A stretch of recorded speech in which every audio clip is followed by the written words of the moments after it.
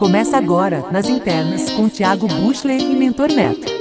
Mas você vê que ele não se diverte. Ele não se diverte. Não, porque assim, eu falei, ele se diverte no lendo momento, e escrevendo livro. a gente tava falando de filme, eu falei de Billy Wilder pra te provocar. Você nem ligou pro Billy Wilder, porque não é, porque é diversão.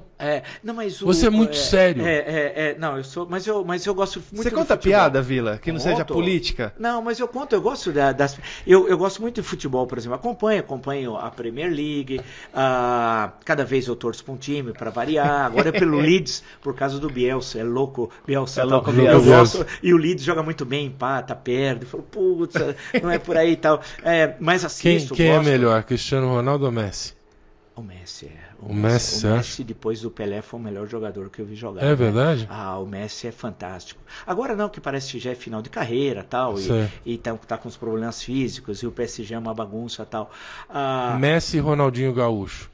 O Messi é outro nível? Ele só é abaixo do Pelé. Não, tudo bem, mas é um outro nível ou o Ronaldinho tá por ali? Pela permanência. O Ronaldinho foi 4 anos, você fazer um recorte, vai até 2007, provavelmente, vai mais ou menos assim, 2008 e 2004, mais ou menos, que mesmo na Copa do Mundo, em 2002, ele não é estrela principal, não é. É o Rivaldo que foi o grande, Sim. né? Depois o fenômeno, né? Se ele fosse um atleta e tivesse continuidade, aí poderia ser, né? Mas o Ronaldinho Gaúcho é uma espécie de Garrincha, né? Assim, ele é um cara brilhante, mas que não foi um... É verdade, ele poderia ter sido muito mais, foi o melhor jogador do mundo, foi tudo aquilo que nós sabemos, etc. Muito melhor que o Neymar. Sim.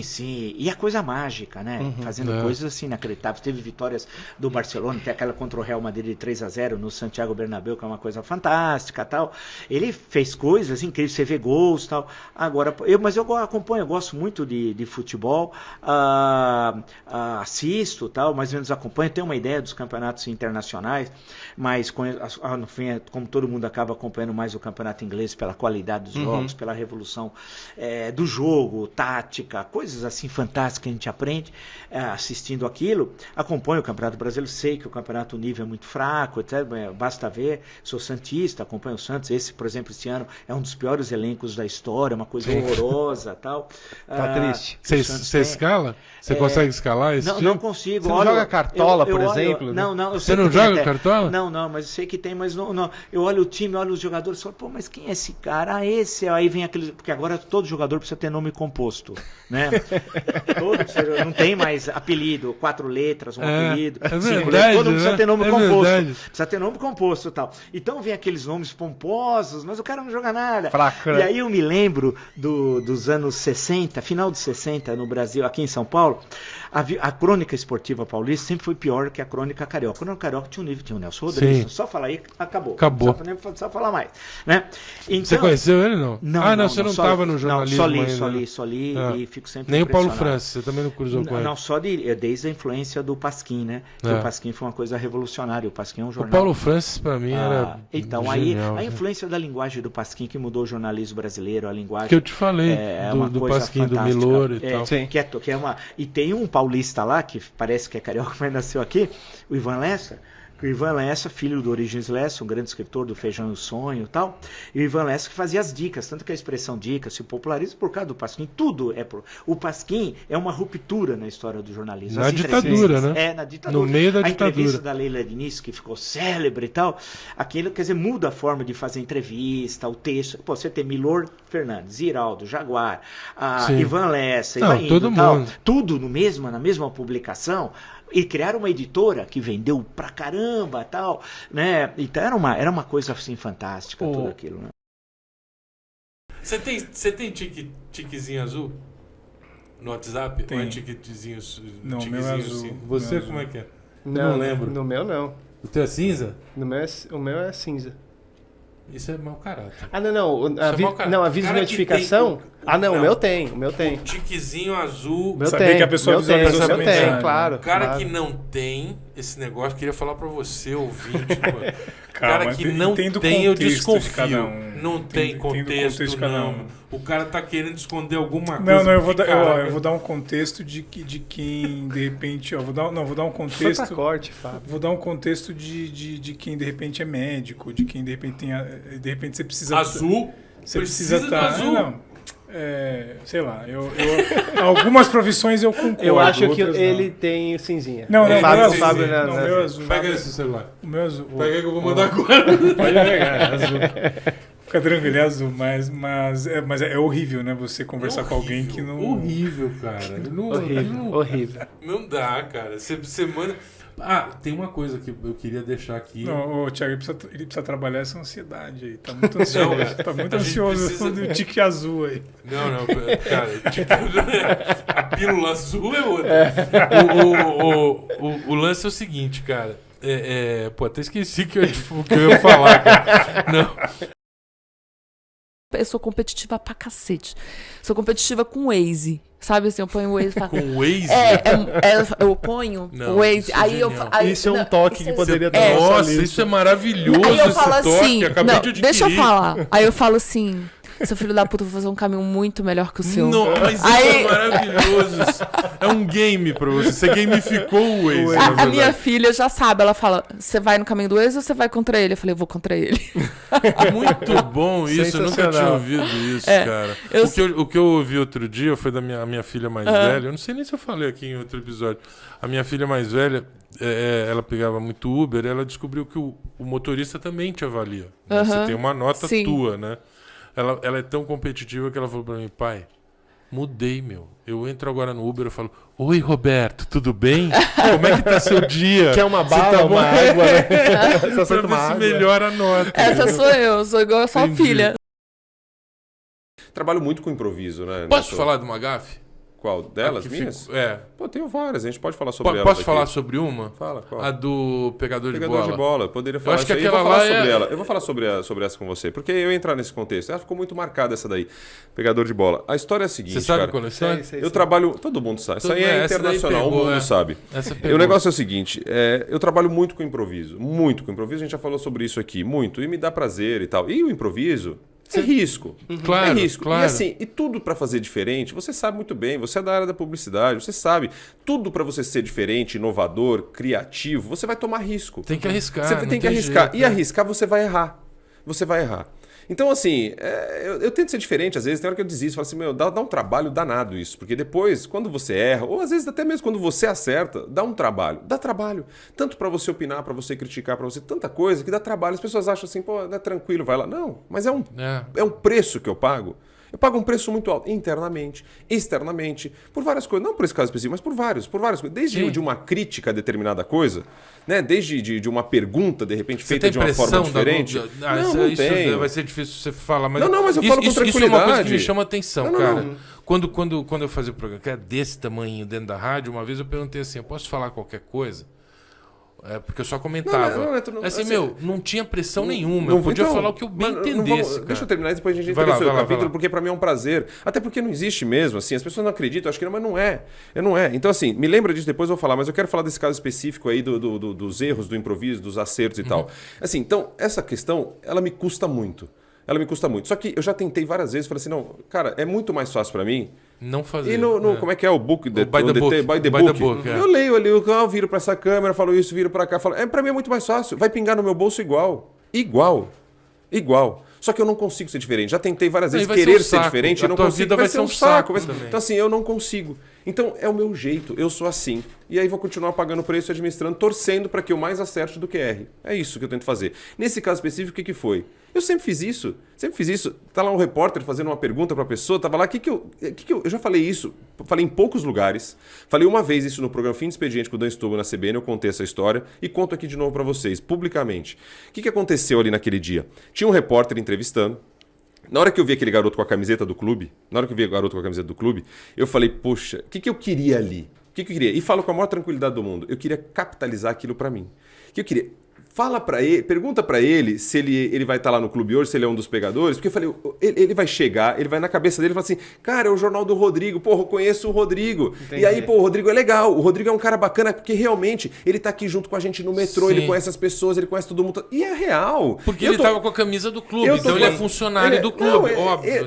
Nem passou pela minha cabeça. Na hora que eu olhei aquela pessoa com aquela camisa do clube, pra mim era um daqueles garotos que sempre estão comigo todos os dias. E o que eu queria com aquilo? Que ele soubesse, porque na minha cabeça eu tinha certeza absoluta que ele era um pegador que tá sempre junto. Que ele soubesse que era o jornal do Rodrigo, que a gente tava em comunicação e falava, pô, Rodrigo, aí Rodrigão, legal, beleza, como a gente joga todo dia o tênis. Ele poderia ser azul, poderia ser branco, poderia ser verde, poderia ser a cor não, que isso fosse. Nada a ver. Isso eu acho que é uma cagada. Eu tenho uma tranquila que eu faria a mesma coisa. Sim. As pessoas não vão acreditar, falar, tá inventando essa história, mas não, eu tô falando da minha tranquilidade, da minha consciência. Ligado. Então assim, o que aconteceu ali? E aí, o que aconteceu naquele foi isso. Eu falei assim, pergunta se ele tá lá no clube. Aconteceu que ele não era um dos pegadores. Eu me enganei. E não é porque eu fui perguntar se era pegador, porque eu nunca, cara, meu mundo ali sempre foi o mundo do tênis. Ele virou e falou assim, não, eu sou um atleta do polo. E beleza, as pessoas fizeram a leitura de que eu só fiz a pergunta porque ele era negro. E na verdade, poderia ser o que fosse. Eu não faria a pergunta. E aí, quer ir além disso, pra você ver como é que são as coisas? E beleza. E aconteceu isso, fui lá, deu meu posicionamento. Na hora, o que acontece? Não, na hora que ele falou polo, no mundo que a gente vive... Você sacou, vai dar merda. Não, na hora que ele falou polo, no mundo que a gente vive, eu falei, pronto. Isso aqui já vai virar. Isso aqui já vai virar um caso. Já vai virar um caso. Daí terminou a conversa, não sei o que. Eu fui lá depois falei, gente, falei no ar ainda, logo na sequência. Falei assim, não existe nada aqui dessa questão de racismo e tal. Como nunca existiu. E não reconheço nem racismo estrutural. Numa boa, eu sei o que é racismo estrutural, mas eu não reconheço. Numa boa que eu não reconheço essa questão do racismo estrutural. Aí, o que aconteceu depois? Porque a história não acaba aí. E esse é o ponto importante. Eu fiz questão depois, é claro, depois de você ser acusado, e até hoje e sempre vai ser, talvez, seja lá, mas as pessoas acreditem no que elas quiserem. É a cabeça delas. Eu tenho a minha consciência tranquila. Então, assim, depois de chorar e a mãe não vê, porque você está sendo acusado de uma coisa que você não reconhece, que você não é, eu procurei ele, eu quis encontrar ele. Ah, você foi atrás. Que legal. Chamei isso e não tornei público para ninguém. Não tem uma foto disso, não vai ter porque eu não permiti. Não contei isso na altura e estou contando agora em poucos casos, porque eu acho importante de vez em quando trazer essa questão para as pessoas. Eu procurei ele e aí tem testemunhas, porque eu fiz questão que tivesse o técnico do polo, o técnico do tênis, todo mundo que pudesse ser envolvido de testemunha junto para promover esse encontro. E aí duas coisas que aconteceram são marcantes nesse momento. Primeiro, que quando eu cheguei ele veio pedir desculpa para mim. A primeira coisa que ele falou, e eu falo isso claramente, que você pode ouvir ele agora e ele vai comprovar isso. Pelo tamanho do caráter dele, eu tenho certeza absoluta. Nunca pedi isso pra ele, mas eu tenho certeza que vai acontecer. Ele veio pedir desculpa pra mim. Eu falei, por que você tá pedindo desculpa pra mim? Eu vim pedir desculpa pra você. Ele falou, não, pelo que você tá passando. Porque a pergunta que você me fez, eu respondi com a maior naturalidade do mundo. Sim. Se fosse um pegador de bola, eu ia falar, puta, pegador de bola, que legal que eu sou um pegador de bola. Sim. E beleza, onde tá estabelecido o preconceito? Na minha pergunta ou na pessoa que acha que pegador é diferente de atleta? Então, assim, qual é o ponto da história da discussão? E mais, daí só pra descontrair, conversa vai, conversa vem. No final das contas, ele chega pra mim e fala assim, Rodrigo, obrigado por tudo que aconteceu. Eu falei, por quê? Obrigado. Ele pediu desculpa, depois veio agradecer. Por quê? Nunca tanta mulher deu bola pra mim no Instagram. Ele é o jogador de polo mais desejado do Brasil. Então, assim, mas rindo. Eu falo isso com a maior naturalidade e clareza. Então, na boa, cara, que mundo a gente vive? Eu jogava bola, brincava e tinha um cara que brincava com a gente, que já foi, era o Luiz Carlos. Jogou no Corinthians, um zagueiro. E ele contava histórias também. Uma delas, num Pacaembu, sempre Pacaembu, né? Lançaram uma bola para a área para o Pelé, que veio na corrida, e ele saiu de um ponto do campo e o Pelé saiu do outro ponto e foram em direção à bola. Ele, Luiz Carlos, conta que chegou na frente. E eram só os dois, e depois tinha o goleiro e o gol. E o Luiz Carlos falou assim, nossa, foi a coisa mais feliz da minha vida. Eu dei um toquinho, consegui dar um toque, a bola subiu, o Pelé passou, falei, pô, chapéu no Pelé. Aí a bola tava caindo assim, aí eu ia dar um bicão lá pra frente. O Pelé toma a bola. Não, e eu escuto. Falei, pô, escuto com a voz do Pelé. Mata no peito e sai jogando. Mata no peito! Aí ele bateu no peito, saí jogando, levei a bola até não sei aonde e tal, passei e voltei. Quando eu tô voltando pra defesa, eu cruzo com o Pelé. Aí o Pelé olha pra mim e fala assim, pô, você ia dar um bicão na bola depois de fazer aquela jogada? Tá? Ai, que genial! Nossa.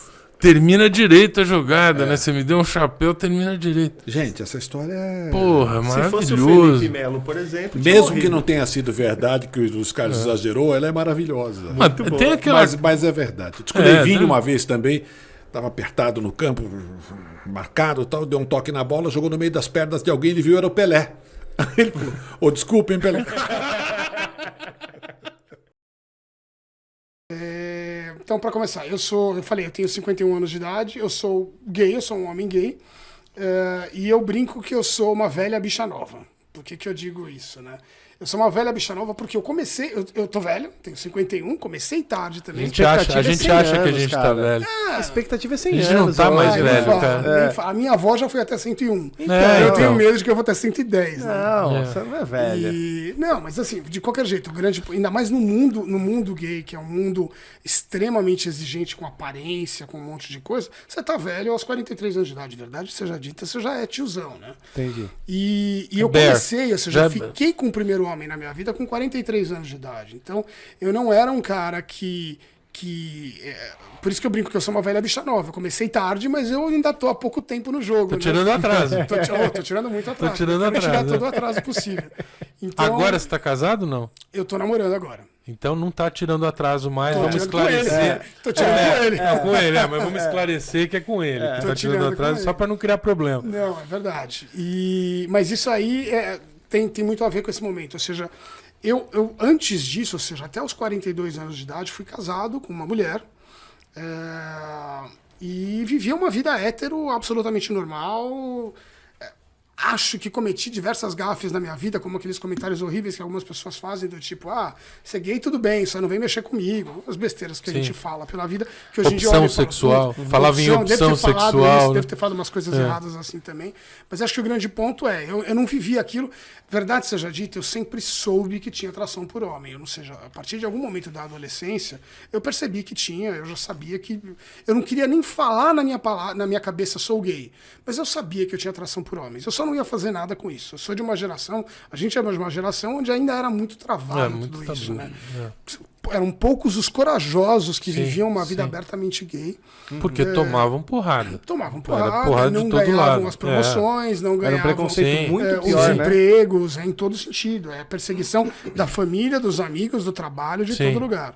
Ainda mais porque, assim, o cara que sai do armário... Sai do armário? Pode falar? Sai do armário? Pode. Quando ainda é novo, os amigos que ele constrói na vida já sabem que ele é gay. Exato. Né? Agora, é muito difícil para o cara que, imagino eu, né? O cara que ficou 20, 25 anos hétero e de repente se revela gay ali, né? Porra, o preconceito de toda... Nessa época, principalmente, né? De todo o círculo de amigos dele, de todo mundo... É complicado, né? É complicado. E foi bem a minha história. Porque o que aconteceu foi, eu fui casado, então, até os 42...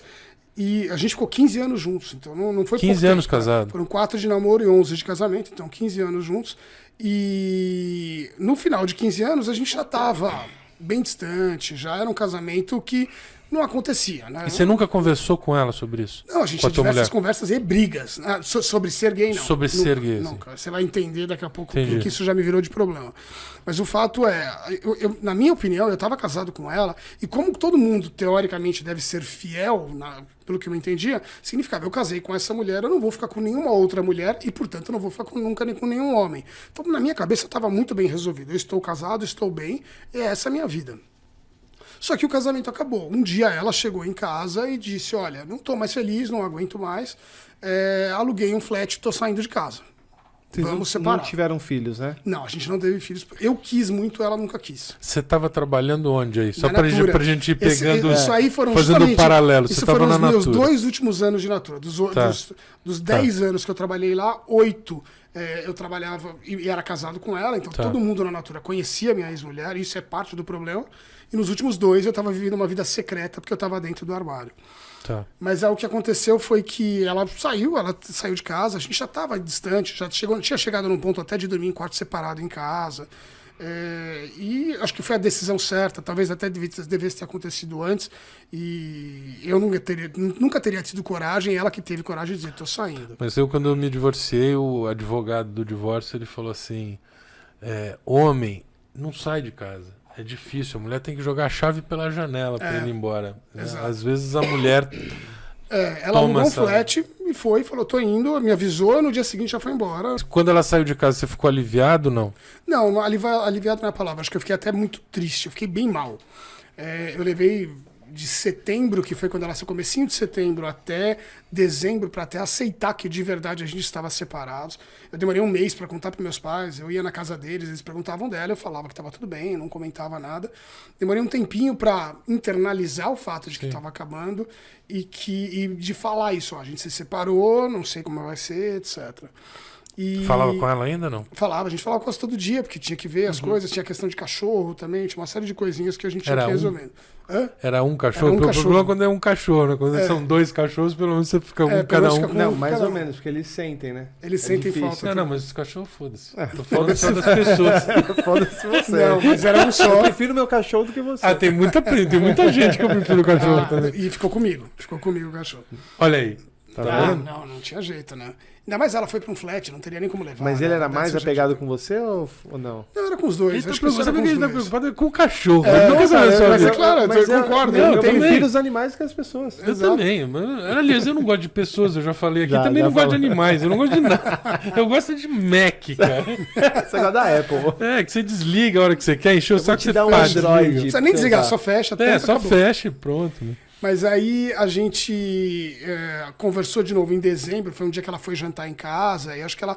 Eu achei, talvez fosse uma chance de volta ou de coisa parecida, e de repente ela me solta uma frase do tipo, então, é porque o flat que eu aluguei, mais um mês eu tenho que sair, etc. Então eu tava pensando em voltar a morar aqui, mas aí a gente divide as despesas, etc. Ali que me caiu a ficha. Eu falei, não, acabou. Eu falei, não quero que você volte. Mas você foi na esperança de voltar? Eu fui, esse jantar era uma esperança de talvez ter uma reconciliação. Porque eu não queria terminar. Era uma experiência interna, né? Não era uma coisa...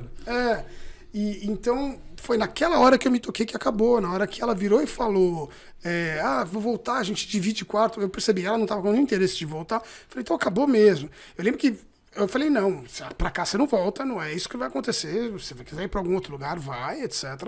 Mas aqui a gente vai... Não faz o menor sentido. Não faz sentido, eu não vou dividir apartamento com você, etc. A gente tem que se desligar e não juntar de novo, né? Chorei pra caralho, verdade seja dita, chorei muito. Ela saiu chorando de casa naquele dia. Nesse jantar deve ter sido pior ainda, né? Foi pior. Caiu a ficha. Isso é terrível. E aí, vamos lá, vamos ver. Eu tava nessa época, então, com 42, quase 43, eu faço aniversário em março, já era finalzinho de ano. Então, eu tava pra fazer 43 anos de idade, pesava 110 quilos, tava gordo pra caramba, não acabado, assim. Destruído. Eu tava muito largado, né? Não fala também isso. Karina. Não fala isso também. Vou te indicar a Karina, Rosinho, que veio aqui falar com a gente. Então, eu tava acabado, etc. E falei, bom, agora eu tenho que começar a vida de novo, como é que vai ser isso?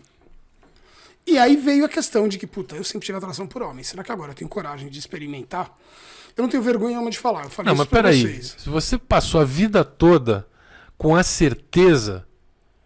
Eu não tinha feito, então eu não sabia se eu ia gostar, né? Entendi. Uma coisa é assim, eu sabia que tinha atração por homens. Outra coisa é se eu ia gostar de fazer sexo com homem, etc. Uma atração assim, achar bonito ou sentir desejo? Os dois. Assim, tem pessoas que engraçado, você engraçado você fala, puta, eu queria... Eu tinha aquele lado meio de fantasia, de puta, como será que é ficar com um homem? Verdade seja dita, eu já assisti alguns filmes pornôs que eu via gay, coisa gay, como tá cheio de cara hétero fazendo, né? Então tinha mas o engraçado é que você é um cara racional e até pra isso você parece que racionalizou, assim, de falar, você chegou ali e falou, cara. Agora... então, geralmente essa galera agora talvez seja a hora. Você fez um plano, baixou um PowerPoint. Foi por aí. E aí, olha como é louco, porque foi bem isso. Eu falei, tá bom, como é que eu vou começar... eu vou experimentar ser gay aos 43 anos de idade. Então, levei uns meses para criar essa coragem, etc. E aí eu pensei, bom, eu não vou para um chat do UOL de jeito nenhum, porque esse negócio é perigosíssimo. Vou para bar, etc. Eu não conheço um bar, não conheço nada. Eu não tinha amigos gays. Eu tinha um grande amigo de faculdade que é gay, assumido, mas que mora em Los Angeles há muitos anos. E que é uma fofoqueira. Eu falei que se eu contasse para ele ia ser um problema, né? Ele é o último que eu podia contar. Mas era legal ir para Los Angeles e mudar de vida em Los Angeles. Eu lembrei do melhor amigo. Do melhor amigo, que a gente falou com o Cavalini aqui. Então, e aí no final das contas eu fiquei com, assim, falei, o que eu vou fazer? Por onde começar. Eu não tenho vergonha de dizer, assim, quando eu tomei a decisão, eu quero transar com um homem, eu falei, o único jeito de eu fazer isso de uma maneira segura é contratar um garoto de programa. Porra, então, mas não é seguro. Era no sentido contexto, né? No contexto de, talvez não se seguro, expor à vida, né? do ponto de vista de um assalto. Cara, mas eu tive um amigo que foi assassinado. Sim. Um diretor de arte que foi assassinado com um garoto de programa, cara. Mas eu, na época, achei que seria mais fácil isso do que eu ir a um bar gay e de repente ser visto. Que tinha um outro lado de destruir minha vida inteira, né? De falarem que eu sou gay ou coisa parecida. Então, as primeiras 3 vezes que eu transei com um homem na minha vida foi com garotos de programa, 3 diferentes, né? E essas 3 primeiras vezes, depois disso eu falei, cara, eu gostei, é isso que eu quero. A verdade é essa, assim. Eu percebi, putz, perdi muito tempo na minha vida, eu podia ter começado antes, porque realmente eu gosto de transar com homem, tenho muito mais atração, o tesão é outro. Não que eu não tivesse tesão com a minha mulher, e aqui para deixar até muito claro, né? Muita gente, quando eu falo isso, fala, então você é bi. É o que eu tava passando na cabeça, porque é meio que se talvez, pensa. Assim, eu até naquela época tentava racionalizar, acho que eu sou bi, etc. Mas eu posso te dizer que hoje em dia eu sou gay, porque hoje em dia eu não transaria com uma mulher. Hoje em dia eu não tenho nenhum. Talvez eu tenha forçado um desejo. Você foi obrigado a ter atração por mulher, não é que era uma coisa natural. Mas eu tinha tesão na minha ex-mulher, eu tinha atração, eu queria ficar com ela, eu queria fazer sexo, mas depois que eu experimentei o sexo com homem, ele é tão mais legal, o tesão é tão maior, eu gosto tão mais, que pra mim não fazia mais sentido pensar em ficar com uma mulher, e de fato nunca mais fiquei, né? E você nunca mais teve atração por mulheres? Não, de repente olhar uma mulher e falar... Nenhuma. Até perguntar, você não ficou com nenhuma mulher depois disso? Não, eu quase fiquei com uma pessoa, mas depois falei, não, deixa eu seguir meu caminho ao invés de ficar forçando a barra com alguma coisa que eu já forcei muito tempo na vida. E aí começou meu dilema, né? 43 anos de idade, não quero ficar pagando pro resto da vida, fora o risco, né? Até o próprio Gianni Versace morreu com um garoto... Claro. Não era bem garoto de programa, mas era um cara que ele encontrou. Aliás, uma puta série, né? Exato. E aí eu falei, bom, eu preciso começar uma vida gay, como é que eu vou fazer isso, etc. Aí olha as coisas loucas que a gente faz, né? Que louco, primeiro, você racionalizou tudo, assim, eu preciso começar uma vida gay. Eu preciso começar a explorar, né? A ideia de explorar. Primeira coisa que eu fiz uma viagem para os Estados Unidos. Você falou nisso. São Francisco. Não, eu fui primeiro para Havaí de férias e depois eu fui para San Diego, porque estava mais fácil. Eu fiquei um pouquinho em Los Angeles e San Diego. Em San Diego eu instalei o Grindr, que é o aplicativo que todo mundo usa para encontros, Tinder, porque eu ouvia, lendo matérias, e eu ouvia falar de Grindr, eu ouvia falar assim, você instala o Grindr, ele mostra outra pessoa que também está usando o aplicativo a 10 metros de distância, etc. Eu falava, pera, mas eu vou me expor demais a um negócio desse. Eu não entendia que eu podia, até aquele momento eu não entendia que eu criava um perfil, botava a foto que eu quisesse, se eu não quisesse eu não botava foto minha.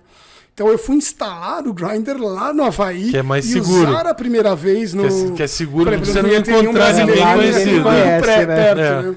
Então eu fui pro Havaí, instalei lá, eu usei pela primeira vez em San Diego e conversei com um monte de caras, etc. Fui até encontrar acabei criando coragem, fui encontrar que foi meio bizarro, mas tudo bem. Depois eu conto de história, depois a gente pode falar de histórias bizarras. Mas eu vou te falar, cara, eu tenho depois que eu me divorciei, teve uma garota que falou pra mim, por que você não instala o Tinder, né? E aí eu ouvi um comentário que eu achei muito curioso, que é preconceituoso, mas que talvez você concorde. Ela fez assim, uma outra amiga que ouviu falou assim, Tinder não, né? Tinder é refúgio de gente. Refúgio de gente é genial, né, cara? Eu nunca tinha ouvido essa. Refúgio de gente é curioso. Mas eu entendo o que ela quis dizer com isso. Tipo assim, no fundo, você fez com o Grindr um pouco do que ela está dizendo, assim, de falar, eu vou encontrar um caminho para encontrar pessoas que não é o caminho usual de ir lá, no conversar e falar e tal, né? Mas que hoje em dia, eu sinceramente não vejo diferença mais, né? Assim, você conhece. Eu penso diferente sobre o aplicativo. Acho que o aplicativo ele resolve, principalmente o Grindr, mais do que o Tinder, porque o Tinder usado pelo hétero, normalmente é para conhecer uma menina, ou a menina conhecer um cara, vão num jantar, de repente tem um segundo encontro, às vezes rola sexo no primeiro, às vezes rola no segundo. Mas eu vou te falar... O Grindr não, o Grindr é muito papum, é assim, conheci o cara, comecei a conversar, quer trepar? Até quero, puta, quer vir na minha casa? É direto ao ponto. 10 minutos você resolveu a situação, você tá lá, entendeu? Você já teve algum caso, assim, de algum psicopata, assassino, algo pesado, assim, que você fala assim, cara, e aí? Assassino, psicopata não, mas eu já tive contato com coisas que são muito difíceis de entender. Então, crimes na infância mais sérios, coisas que na experiência você vai entendendo o que aconteceu. Então, alguém que tem lá uma vida normal, está tocando e conta uma experiência, e fala assim, meu Deus do céu, como é que pode ter acontecido com essa pessoa? E ela está metabolizando, depois de 5 anos em trabalho de terapia e tal, ela consegue falar de um evento que você fala, puxa vida, olha que grave, assim. Então, tem coisas que surpreendem, mas a maior parte das pessoas são Tô mais tranquila, né? Então, como eu falei de pedofilia, eu queria falar de um outro assunto também que é polêmico, mas que eu tenho uma imensa curiosidade. Suicídio. Suicídio. É assim, para mim é muito difícil entender essa história toda do suicídio e como ele se dá e tal. Então a primeira pergunta que eu queria fazer para você é bem pergunta de padrão. Você já teve algum paciente que se suicidou? E eu imagino que sim, pelo tempo que você tem e tal, de carreira e tudo. E aí eu queria te perguntar o seguinte: você sabia que ele ia se suicidar? Dá para ver que o cara vai se suicidar? Então, primeiro é sempre bom dar uma contextualizada, né? Suicídio, 90% ocorre num contexto de problema de saúde mental, e depressão é o líder dessa história. E é função do psiquiatra avaliar risco. Toda pessoa que entra no meu consultório faz 100%, avaliar se tem risco de suicídio. Então, quem está deprimido, você faz as perguntas objetivas, né? Ou quem tem outras patologias também. Você pensa, a vida te faz sentido, você pensa em se matar. Então a pessoa começa a falar, não faz sentido, estou cansado disso aqui e tal. E vai num crescente até que ela fala, não, eu quero me matar, não aguento mais. E aí o próximo passo é, eu faço planos, e aí você vê o nível de articulação dos planos. E aí você pergunta os planos. Pergunta e a pessoa como fala. Como é que é o teu plano? E às vezes você fala, isso aí não vai dar certo. Você quer se matar mesmo? É assim, ó, você tem que se matar. Não que você fale como é que deve ser. Esse remédio não. Mas você tem que dar esse muita outro gente remédio. fala, você tem um plano aí que isso é muito perigoso, porque a chance de você ficar acamado o resto da vida e tal. Fala, aí você discute valores, religiosidade, nesse momento que a pessoa está vivendo isso. E aí, então, do ponto de vista de risco, né, e é o cara que acabou de tentar, né? Então tem tentativa de suicídio, é o mais proximal do suicídio, né? Porque o suicídio aí depois já foi, né? E aí você está avaliando o risco o tempo inteiro. Então é função do psiquiatra avaliar e daí dar a conduta. O risco é esse. Precisa ter alguém junto o tempo inteiro, precisa internar, precisa tomar cuidado, ter algumas medidas para não ter medicação. A pessoa está querendo tomar a medicação e se intoxicar, ou chegou a tomar uma vez, não pode ter medicação perto. Tal. Então tem várias condutas que você tem que ter frente a essa história. O Neto, o que você está perguntando é, você sabia que a pessoa ia se suicidar? A gente trabalha com o risco e muitas vezes acontece de um paciente teu que não vai há 6 meses ou alguma coisa desse tipo. Suicídio é bem multicausal, é complexo, assim, tem casos diferentes. O que eu nunca consegui entender é por que o cara escolhe uma maneira dolorosa de se suicidar, sabe? Você fala assim, porra, se tomar não sei quantos remédios, dormir e morrer é uma coisa. A outra coisa é cortar os pulsos. É uma coisa violenta. Né? Você fala assim, cara, você não quer só morrer, né? Você quer recurso simbolizar para o mundo inteiro que você estava num grau de sofrimento que até isso é melhor, né? Do que... Sim. Mas e você não respondeu no final. Você alguma vez viu que o cara ia se suicidar e não tinha como...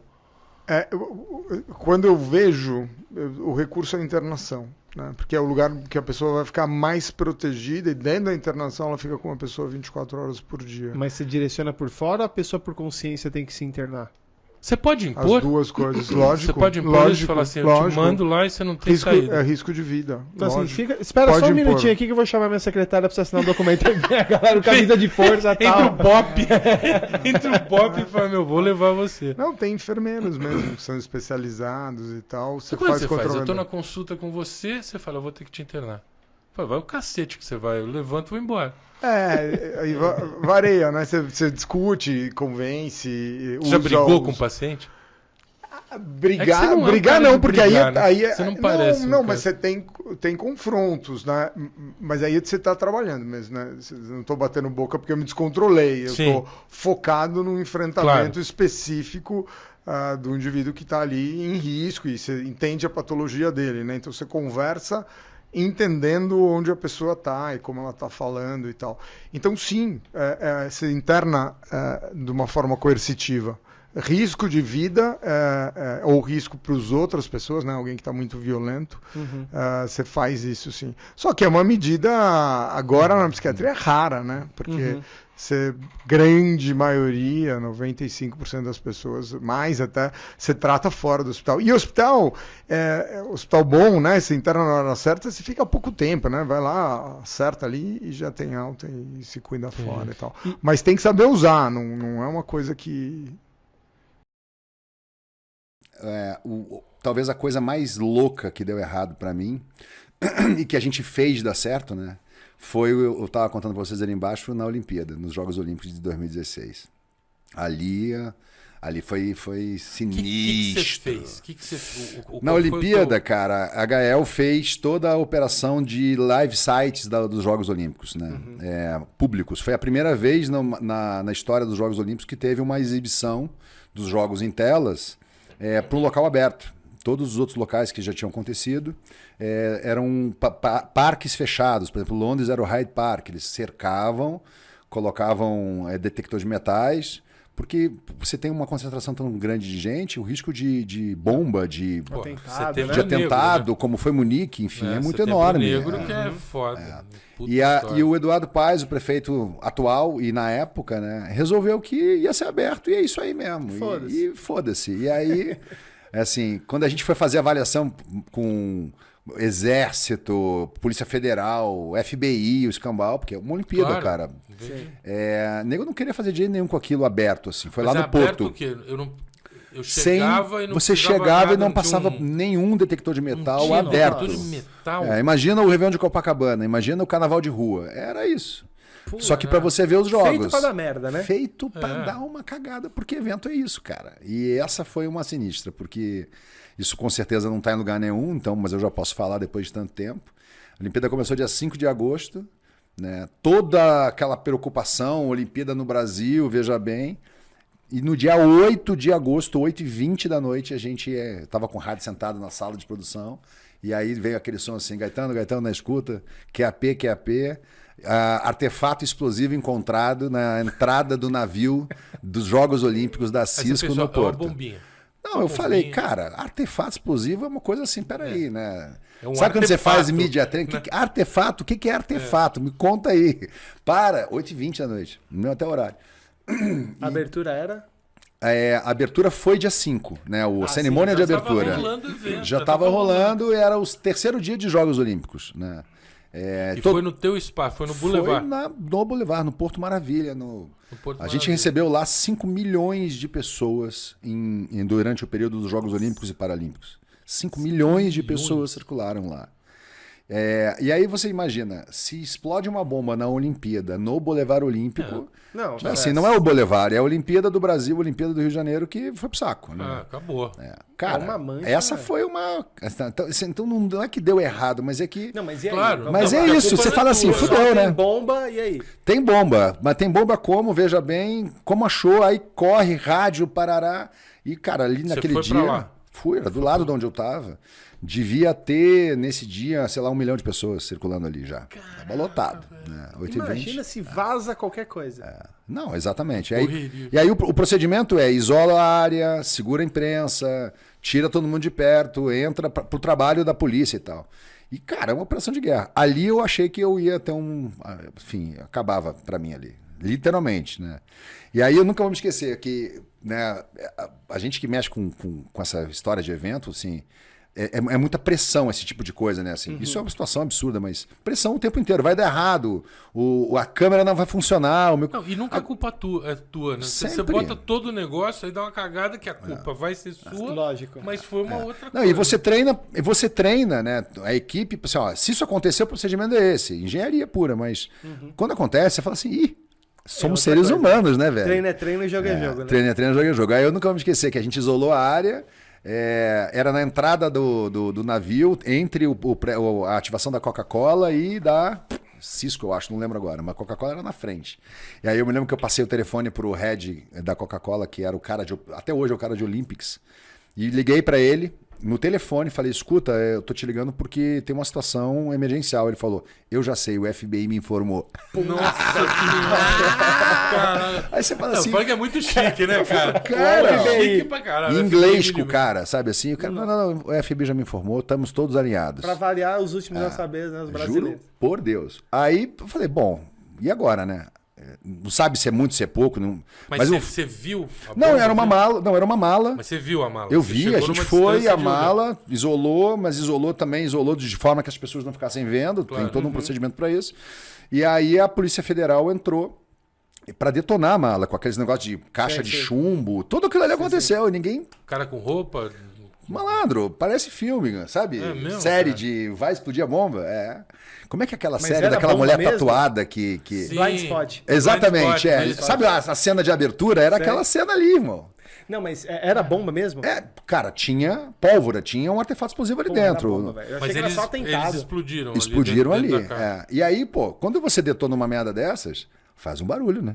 Sim, e como é que faz isso? Eu nunca vou esquecer. Esse dia era o show do Paralamas do Sucesso, minha banda preferida. Os 3. E aí eu passei o rádio pro Zé, pra galera da produção, falei, segura o show. Quando a gente anunciar o show, que der o primeiro acorde, a gente dá ok pro cara detonar. E assim foi. Quando o Baroni, o Bill e o João Baroni começaram, a bateria era uma bomba. E o resto, assim, se você der Google hoje... Teve gente pra caralho que falava assim, puta, olha os efeitos especiais, né? Literalmente, cara. Ali atrás. Então ali, por exemplo, foi uma cena que podia ter dado tudo errado, mas deu tudo certo. Então a pergunta é, o que deu errado? Sempre tem alguma coisa que dá errado. Mas a mágica é você fazer dar certo, né? Então... Vocês tinham alguém tinha pensado que podia ter uma bomba? Claro. Você já tinha Olimpíadas, né? Protocolo ali para... Protocolo sobre o que pode acontecer. Entendi. Ato de terrorismo, bomba, sequestro. Porque a gente... essas são coisas muito, muito fora do dia a dia de uma agência, do trabalho de eventos em si, né? No evento corporativo. Geralmente é servir, é fazer alguma ativaçãozinha. Tá, agora, o que pode dar errado numa convenção, o que pode dar errado num café da manhã, o que pode dar errado numa Olimpíada, é a proporção, né? Sim. E, cara, ali foi um cagaço. Mas e ninguém boicotou a ideia de não ter um detector de metal, alguma coisa assim? O Comitê Olímpico Internacional, né? O COI, mas assim, é isso. Essa atividade, esse live site, ele era promovido pela prefeitura com o Comitê Olímpico. Então, quem tinha decisão ali era o prefeito, e ele falou, eu quero fazer aberto, aqui no Brasil não tem isso, e é isso aí. E assim, com exceção disso, foi... Até hoje, a gente tem lá o certificado, né? O maior evento público da história dos Jogos Olímpicos. Muito legal. Caralho. Legal pra caralho. Super bacana. Sim. Eu queria que ele me falasse da simulação, se a gente vive numa simulação ou não. Eu acho que não. Você está familiarizado com o Elon Musk? O Elon Musk está convencido que a gente vive numa simulação. Ele, como todo grande gênio, é humano, e todo humano fala bosta. Mas você viu ter uma palestra dele... O Wozniak falava merda pra cacete. Não, o Wozniak fala merda pra O Pelé é um puta gênio, fala um monte de merda. Não é um gênio. Hã? Pelé não é um gênio. O Pelé é um gênio do futebol. É um gênio. Você que tá entendendo diferente, opa. Não, mas qual que é a do Elon Musk? O Elon Musk é o seguinte, ele tem uma teoria, junto com o irmão dele, que a gente aqui, na nossa vida, a gente vive numa simulação. Que já é o Matrix. Que já é o Matrix. Aí por que ele... Tem uma entrevista dele, inclusive, que o cara pergunta isso pra ele, porque obviamente virou, né, uma coisa emblemática do Elon Musk. Você tem que me falar, que história é essa, né? E ele falou assim, cara, eu e o meu irmão, a gente já meio combinou de não falar mais isso. Falar sobre esse assunto, mas eu vou te contar aqui, né? Se você pensar há 20 anos, mais ou menos, tinha... Não, mais, né? Uns 30, 40 anos, tinha o Pong, né? Pim, aquele joguinho, né? Hoje a gente tem Call of Duty. Né? O que vai acontecer daqui a 300 anos? Porque os jogos vão continuar evoluindo. Né? E a 400, 500 anos? Como é que vai ser o Call of Duty de 500 anos? Se em 40 a gente saiu do Pong e chegou no Call of Duty. Então ele falou assim, então o que eu acho? Ou o mundo acabou, entendeu? Por causa de tudo isso que a gente está falando, o mundo acabou. Por isso que eu acho que ele está errado, porque ele está sendo otimista demais. Porque é muito mais fácil o mundo acabar. Como a gente está falando todo esse negócio. E pelo que a gente está fazendo. quando aconteceu isso aí que você estava falando, será que a inteligência artificial não vai dominar mesmo e tomar conta do planeta de alguma coisa? Então a gente é uma simulação só. A gente é um game, entendeu? Que está acontecendo em algum lugar, assim, né? Obviamente é muito difícil pra gente aceitar isso, né? Porque você tem a tua individualidade. Você olha no espelho todo dia e fala, não sou uma simulação, né? Eu sou eu. Mas é engraçado. Mas até aí ideia. O NPC de um GTA pensaria a mesma coisa. O cara do exato, né? Que é o divino, né? Que é a criação divina, assim, né? A gente mitifica Deus, mas se tiver lá, se lá é um outro planeta lá, uma outra dimensão qualquer, onde ser Deus é uma coisa absolutamente natural, né? E só a gente aqui fala, nossa, a gente aqui tá abaixo dele ali, né? Então, assim, eventualmente existe mesmo, daqui a 500 anos, uma simulação e a gente é só um Mortal Kombat aqui do... Ah, mas... Sei lá, é muita viagem, cara. Eu não... mas ele é o Elon Musk, né? Não, ele tudo pode bem, viajar. Ele pode viajar, né? Ele pode derrubar o Bitcoin, ele pode fazer o que ele quiser. Até aí... O Wozniak mesmo, né, que você falou, o Steve Wozniak, pra quem não sabe, era o cara que criou a Apple mesmo, né? E o Steve Jobs era o marqueteiro ali da história. Eu vi uma palestra dele uma vez, ele fez uma palestra aqui em São Paulo, e aí eu falei para ele assim, ele abriu para pergunta, eu perguntei assim, o que você acha do 3D, de impressora 3D? Você acha que é uma tecnologia que veio para... Ele fez assim, isso é bobagem, você não vai pegar. É o Wozniak, né? O cara que inventou a Apple. Dá vontade de falar para ele, o que você sabe, meu? Tá louco que não vai pegar? Assim, óbvio que vai pegar, né? A gente já tá vendo, já pegou, não é uma coisa que vai pegar. E você tem muito exemplo de pessoas que estavam em altos cargos de tecnologia, pessoas inteligentes que falaram grandes absurdos. Tem casos super famosos de, isso aqui não vai ter mais do que 5 computadores no mundo. Enfim, tem muitos casos de... Quem é que vai querer um computador em casa? Exatamente. O Bill Gates, no primeiro livro dele, ele fala assim, que sempre perguntam para ele, né? Como é que você faz para não quebrar a Microsoft? Qual é o teu maior terror? Ele falou assim, meu maior terror sempre foi não entender a próxima mudança. Porque aí fudeu. Aí a Microsoft quebra. Né? Eu preciso, porque tem que estar lá atrás, né? Tem que estar preparado muito antes para qualquer mudança. Ele fala assim, eu trabalhei com um cara, uma coisa de estágio dele, assim, que era uma fábrica de máquina de escrever, quando ele era moleque. E ele falou assim, estão chegando os computadores, vai ter processador de texto, o cara vai fazer na tela e tal. E o cara da fábrica de máquina de escrever falou, você não vai pegar. Acabou. Faliu. Polaroid, né? Polaroid. Não tava um puta de um nicho, aí tem várias, né? Então, Blockbuster, acho que no MTV. Então, assim, várias... Este filho da puta que temos à nossa frente... Grandíssimo filho da puta. Uma vez entrou num elevador lá na agência e no andar de baixo era a Kodak. Né? Então a gente entrou no elevador da agência e começou a descer o elevador. Aí entrou uma menina da Kodak com um crachá da Kodak. Este canalha me faz assim... Kodak? Kodak? O que é Kodak? Meu, eu lembro de ver a cara da menina, tipo assim... Você não sabe o que é Kodak, né? Aí ela falou, não, é fotografia. E ele continuando. Mas não é tudo digital? Ele sacaneando a mulher assim, cara. Eu nunca faria isso. Você nunca faria isso, não. Você nunca faria isso. É mentira, meu. Tô inventando. Como que eu vi lá na intimidade, em casa, assim? Você fica, sei lá, de bermuda, andando e... Eu não consigo imaginar o Vila em casa. Toda vez que eu olho é terninho. Em casa você fica de terninho também? Não, é que é o seguinte, eu criei um hábito agora, de alguns anos pra cá, que é diferente, né? Então, eu fico lá, nós chamamos lá de escritório, lá trabalhando, e eu moro próximo, e a minha mulher também, algumas vezes ela está lá no escritório, outras ela está em casa, porque a gente trabalha conjuntamente, né? Mas ela meio que agencia você, não? Sim, ela acompanha tudo, ela conhece muito bem redes sociais, tanto que nós somos fortes nas redes sociais. E você lançou ela agora, vocês estão lançando ela agora. Isso, ela tem no Instagram, tem até o Willy também, então o cachorro. Então fala aí, qual é o Instagram? @Letícia de Castro Villa Oficial. oficial, e tem do Mestre Willy, do cachorro, que é o Mestre Willy oficial, que é uma figuraça. Eu vi é um Shetland muito simpático, educado, inteligente, mas... Conhece a história também? Conhece, ele é mais articulado, muito mais do que o Bolsonaro, né?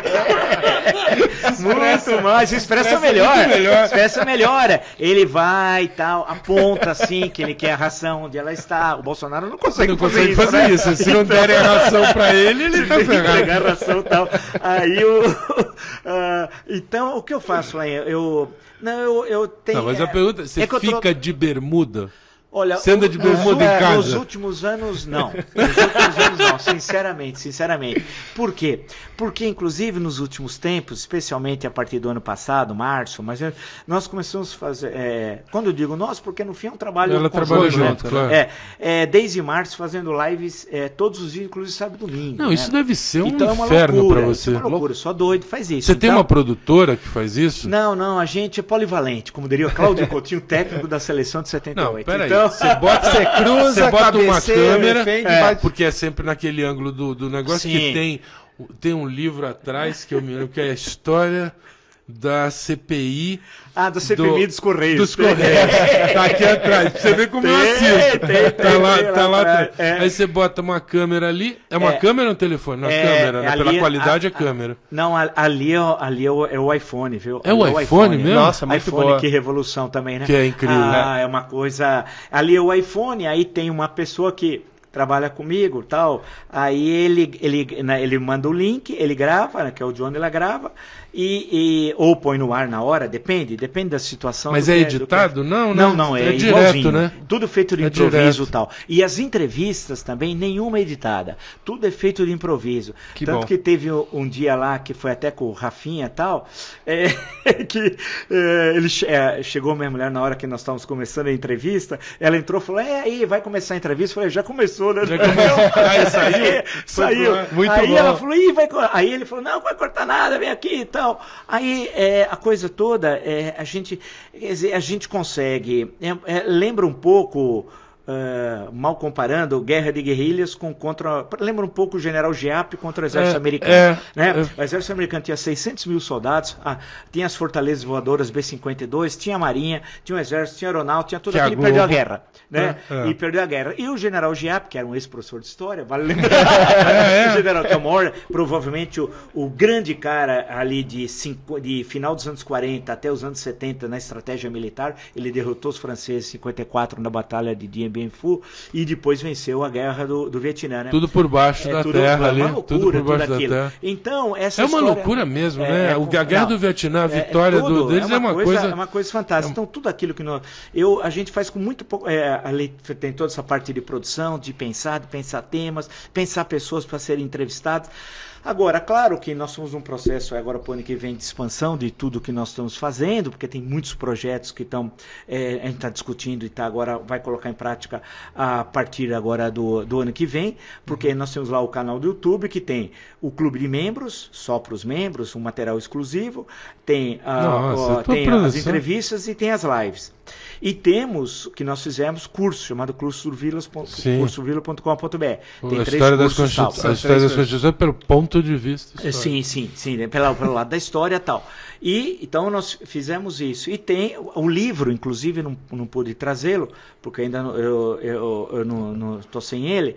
Aqui eu só assinei, que acabou de sair agora, essa semana, pela editora Planeta, pelo selo Crítica.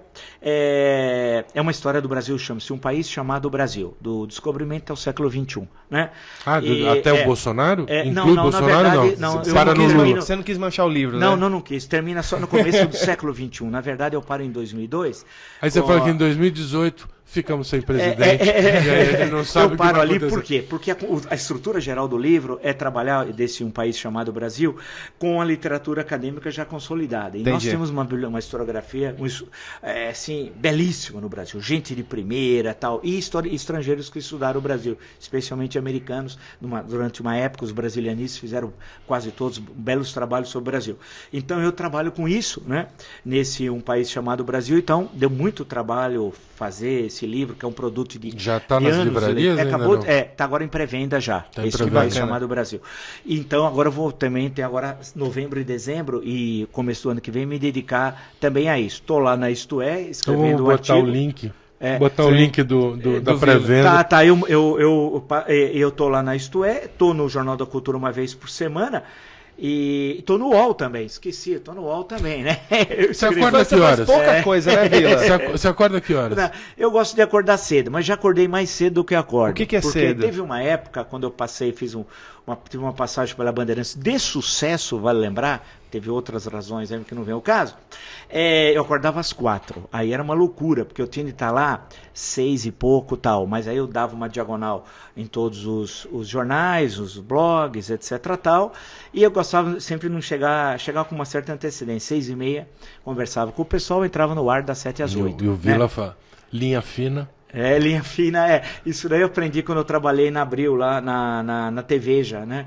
Eu fiquei muitos anos lá na TV, já foi um empreendimento de sucesso, aqui faltou uma... Mas conta do teu horário. Aí depois, no caso da Jovem Pan, eu acordava às 5 e tal. Acordava às 5, via todos os jornais antes, etc, chegava lá... Eu entrava às 7h30 no ar, né? Chegava umas 7, tomava café num lugar que agora, infelizmente, não tem mais lá na galeria, no Café do Constantino, porque todo mundo se encontrava lá. Esse nome não é tão bom, né? Mas esse era um Mas você sabe que eu fazia um programa na Rádio Globo, que era das 6 às 8 da manhã. Sim. E a gente já sabia que 7h30 caía a audiência. Não, realmente, o trabalho que eu participei, é um trabalho de equipe, mas tem a ver comigo, né? Então, foi muito bom, né? A gente ficava das 7h30 às 10 e aí você brigava. Eu lembro que quando dava essa hora, você brigava com a Band, com o Zé Paulo de Andrade. Não, com o que morreu, oh, meu Deus, como era o nome dele? O Zé Paulo morreu, o Zé Paulo de Andrade, não é? Não, aquele outro que morava no... Pô, não tô lembrando o nome dele. Daqui a pouco eu lembro. Que era de manhã.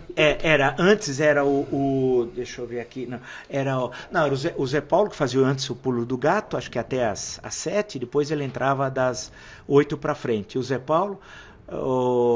que foi muitos anos lá meu Deus, como ele apresentava o jornal também da Bandeirantes na TV e fazia no rádio de manhã. Agora eu não me lembro, mas eu vou lembrar. O que eu no caso, agora eu tô acordando em torno de 6 e pouco, porque é o seguinte, não precisa também, né? Sim. Acordar mais cedo. Aí o que eu faço? Eu dou uma diagonal, geral, né? Eu leio sempre, todo dia Folha, Estado e o Globo, eu gosto muito de lê-los. E qual é melhor?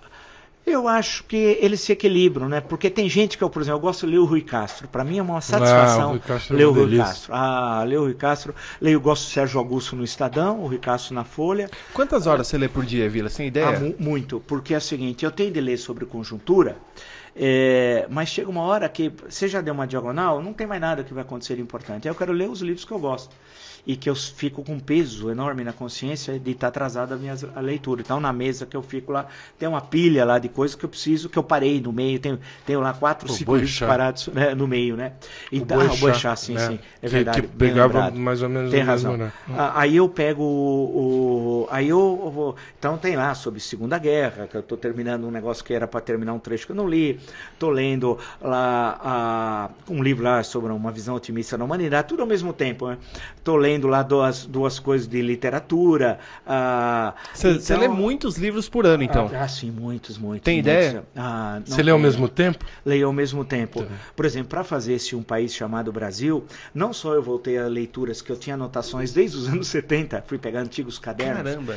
Que eu tinha anotações tal, e que eram anotações interessantes que eu tinha feito, e depois lendo agora, tantos anos depois, né? Como também eu trabalhei duro com a literatura mais moderna, né? Então, trabalhei bastante. Então, eu leio muitos e muitas vezes me decepciono com o livro. Acho o Harari, você gosta? Não li, não vou dizer que li. Você não leu o Homo Sapiens ali? Sei que conheço ele, sei que ele existe e tal. Porque eu digo que existe, porque acontece coisas que a gente não sabe quem é. Mas eu acho também que você sempre foi acadêmico, né? O Harari é pop, né?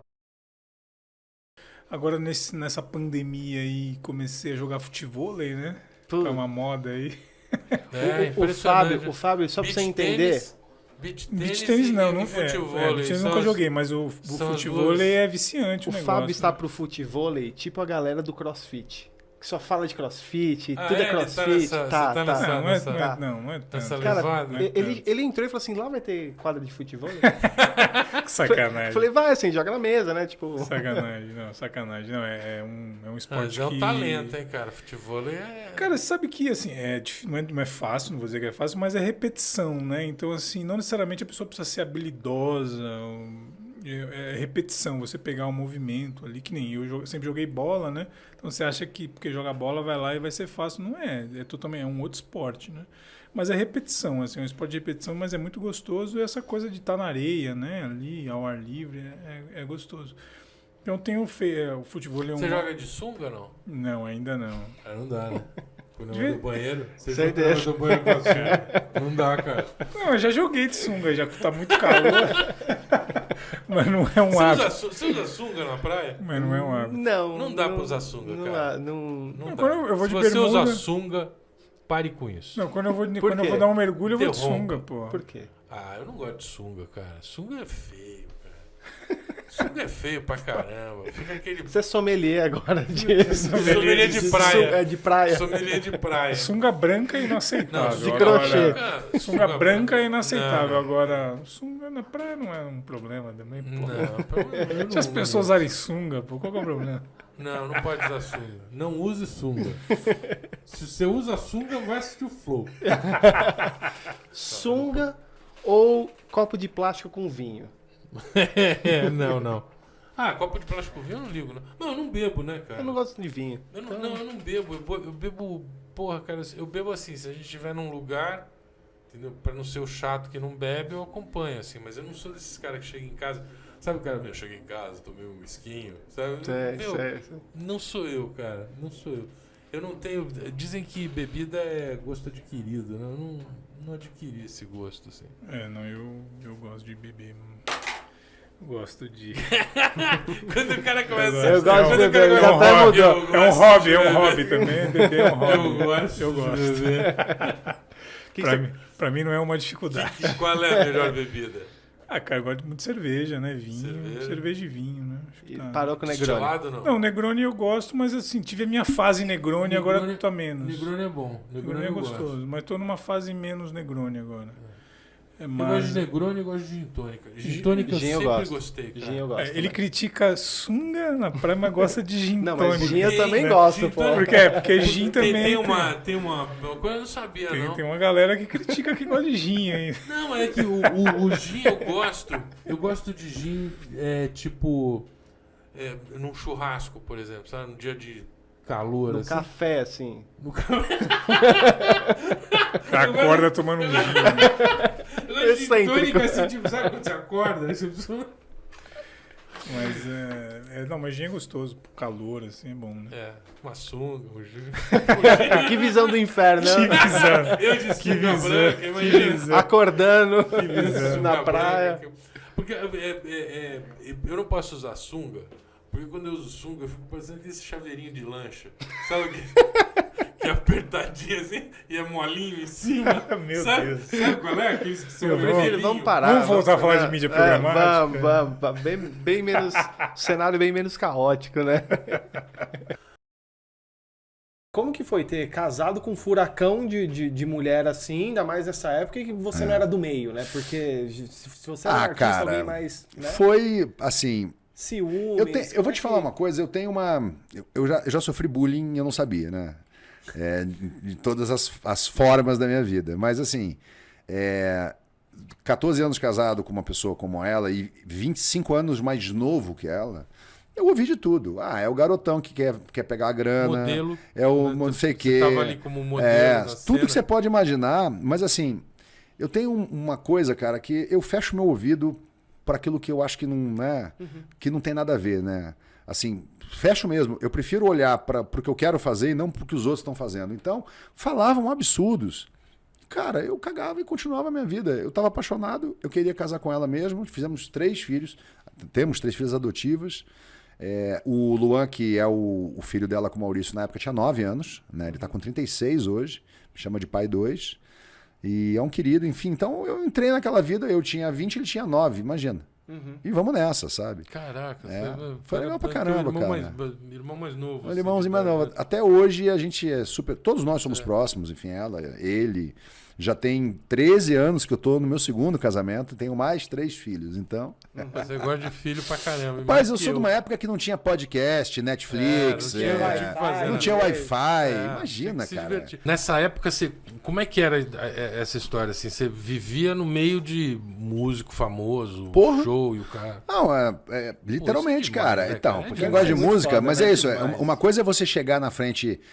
de um artista e falar assim, uau, eu tô na frente desse artista. Outra coisa é você chegar na frente do artista e você não saber quem era esse artista. E eu era muito jovem e eu não era um cara, enfim... Do meio, né? Não é só do meio, acho que a palavra é culto mesmo, sabe? Eu não era um moleque que lia pra caramba quando eu era pequeno, eu era atleta. Você não tinha educação musical. Eu não tive essa educação musical, literalmente, pra isso. Então, senta na casa lá, vamos lá.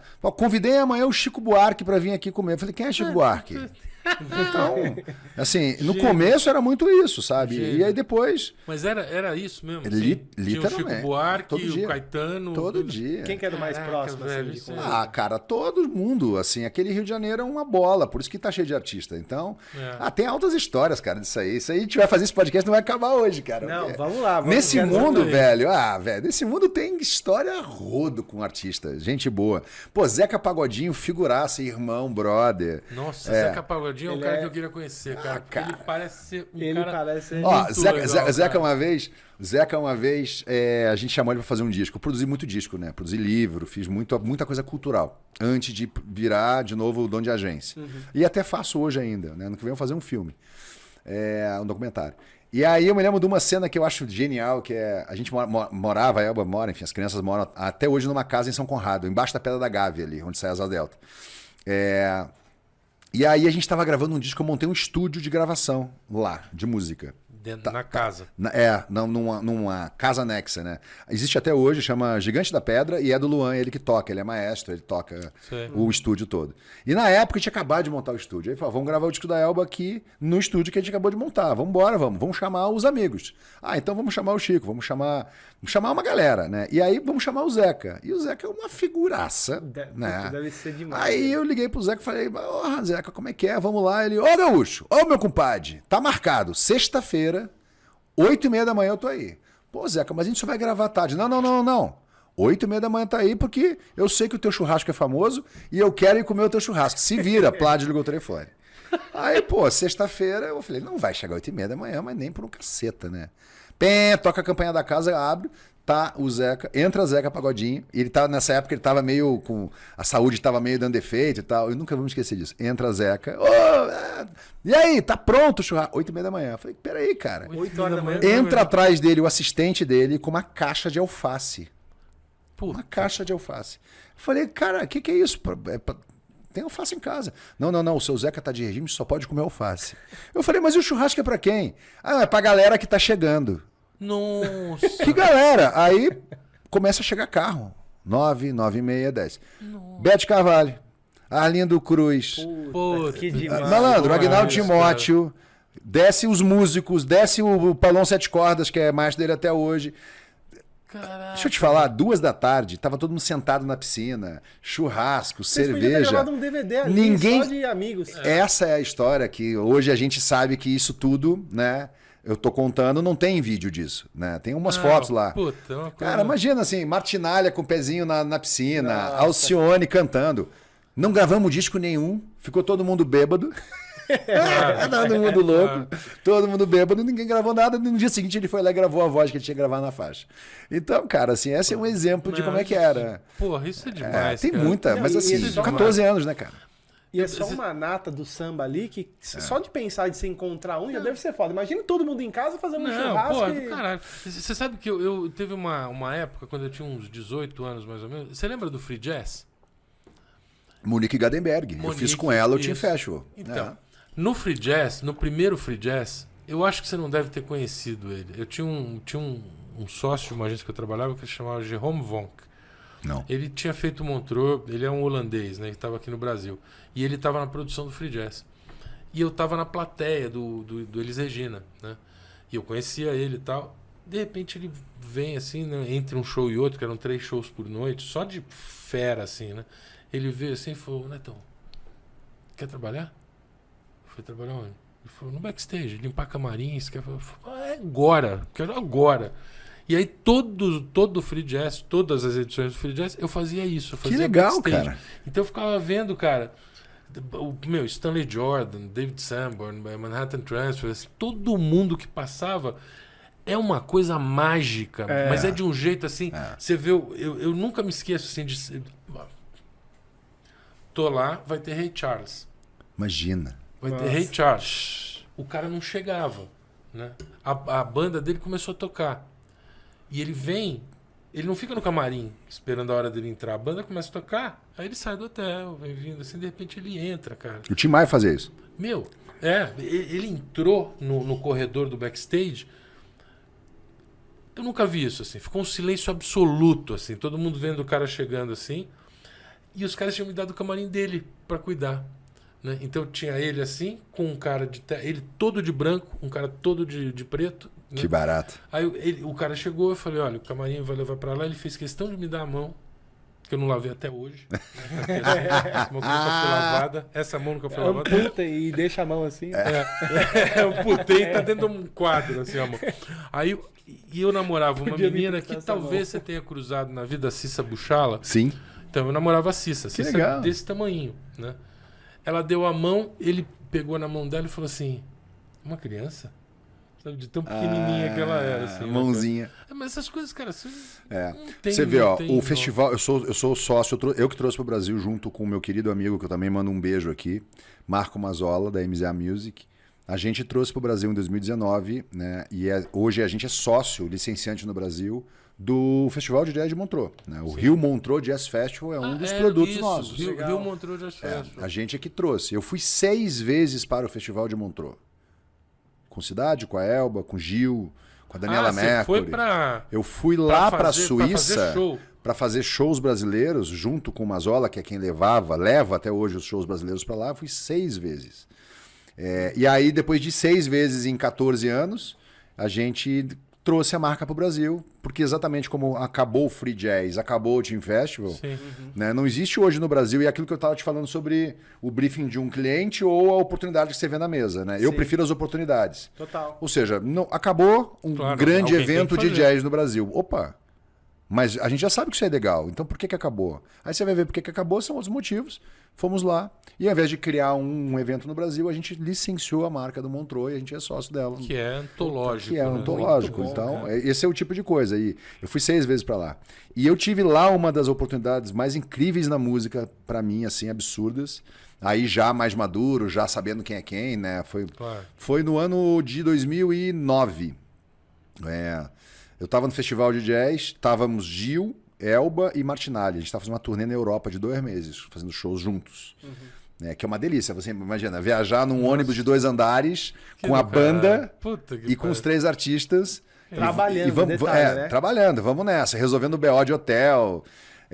E aí era o aniversário do Quincy Jones. 80 anos do Quincy Jones. E aí os caras chamam a gente e falam, olha, vai ter um petit comitê, porque é o aniversário do Quincy. Então vocês estão convidados, porque, poxa, né, literalmente no dia que a gente estava lá, que é um festival que dura 16 dias lá. Cara, aí você senta no teatro para 200 lugares, olha no palco, os caras trouxeram os melhores músicos do mundo na visão do Quincy Jones. O melhor baixista. Né? Tínhamos nesse dia o Marco Suzano, percussionista brasileiro, estava nesta banda, né? E o Jack Morenenbaum, violoncello, estava compondo essa banda também. E aí tinha um baixista dos Estados Unidos, tinha um percussionista, outro percussionista da África, uma coisa maluca. E aí você olhar para a plateia, Michael Jackson, Madonna, todos os caras que esse cara gravou estavam sentados para o aniversário de 80 anos do Quincy Jones. E eu tava lá, assim, e falei assim, eu Eu estava lá. Eu vi. Eu não ia aguentar estar no meio deles, cara. Eu ia estar cagando pra banda. Eu tava querendo conhecer Michael Jackson, fazendo foto. Essa galera sentada ali, assim. Então, assim, não dá, né? Não dá pra ser chat, né? Não dá. Não, tudo bem, mas imagina quando você cai ali e você vê, você entendeu? Porque a parte mais legal dos shows, a parte mais legal do show, de verdade de um festival dos shows é o camarim e o backstage. Eu aprendi isso no Free Jazz. A ponto, assim, anos depois, eu fiz 6 Free Jazz. Só limpando o camarim, trocando cerveja e o caralho. Eu fiquei, eu acho que uns 3, 4 anos que tinha show. Eu falei, eu não vou. Assistir? Eu não vou. Nada. Não, e assistir do palco também é legal, né? Aí, foi assim que eu virei músico. Foi assim que eu comecei a tocar percussão. E aí, obviamente, viajando com a Elba, né? Peraí, toca o triângulo, toca a zabumba, toca forró. Cara, daqui a pouco entra aí, bota um fone e cai dentro. Aí, comecei a tocar assim, cara. Caralho, que incrível. Foi muito legal. Você falou do Gil, eu vi uma vez, é impressionante como um músico brasileiro, e a Elba, com toda certeza, né, é desse naipe, né, assim, de músico, né? Eu tava uma vez no Blue Note, em Nova York, show do Chick Corea, ele tava tocando ali, eu tava numa mesa perto até. De repente ele parou de tocar. E todo mundo começou a aplaudir. E aí eu olhei, tava olhando pra trás de onde eu tava. Eu olhei, era o Gil. O Gil tava passando, Gilberto Gil, cara. Ele tava passando atrás, assim. O Chick Corea parou e falou, fez um sinal pra ele, assim, tipo, pô, obrigado. Não, eu vou te falar, cara, assim, a minha banda preferida chama-se Paralamas do Sucesso. Gosto pessoal, adoro tudo desses caras. E o artista, pra mim, mais incrível que existe no Brasil chama-se Gilberto Gil. Sou fã número 1 dele. Tenho altas histórias com ele, porque viajamos muito, né, nessas turnês por fora aí. Eu tenho um respeito absurdo por ele. A Flora sabe disso. Mando um beijo aqui pra ela e pra ele. Porque são, assim, incríveis. E o que esse cara fez... Você mandou um beijo pro Gil? Mandei um beijo pro Gil. Se ele assistir... Se ele assistisse isso, já tava demais. Gil, um beijo pra você. Um beijo pra você, Gil. Porra. Ontem eu jantei no restaurante da Bela. Ah, é? Filha, que é incrível, vale a pena conhecer também. Família toda é incrível, agora os Gilsons estão aí a 1000, fazendo um baita de um trabalho, né? Imagina, cara, você ter os seus filhos e os seus netos montando uma banda chamada Gilsons. É genial a história do legal, clã, né? É surreal como música, né?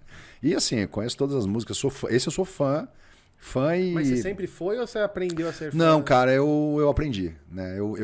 Você falou de Led Zeppelin. E aí, olha que maluquice. O primeiro evento que eu fiz, não porque não foi eu que fiz, mas o primeiro evento que eu trabalhei na minha vida, eu tava me lembrando disso outro dia. O primeiro evento que eu trabalhei na minha vida, eu tinha 19 anos. Eu era faixa preta de judô já era campeão e tal. E eu fui trabalhar como segurança do show de Gilberto Gil no Beira Rio, em Porto Alegre. Olha que volta. Era Gilberto Gil com Stevie Wonder. Os dois fizeram uma turnê juntos no Brasil. Em 1994. E esse foi o primeiro trampo que me chamaram. Tipo, precisa de segurança, chama a galera da luta, vem de preto de coturno. Eu falei, opa, vou lá. Foi o primeiro show do Gil que eu vi na minha vida, foi o do Gilberto Gil. Loucura, né? E você comentou com ele, puta, tal data. Já falei. Você já falou? Já, tem que falar, né? E com os Paralamas também já falei, porque o primeiro disco que eu ganhei na minha vida, um LP, com 11 anos de idade, era Alagados. Sim. E aí virei fã do Paralamas e sou fã até hoje. Digo que eu sou o 6º Paralama. O 5º Paralama. O 5º Paralama.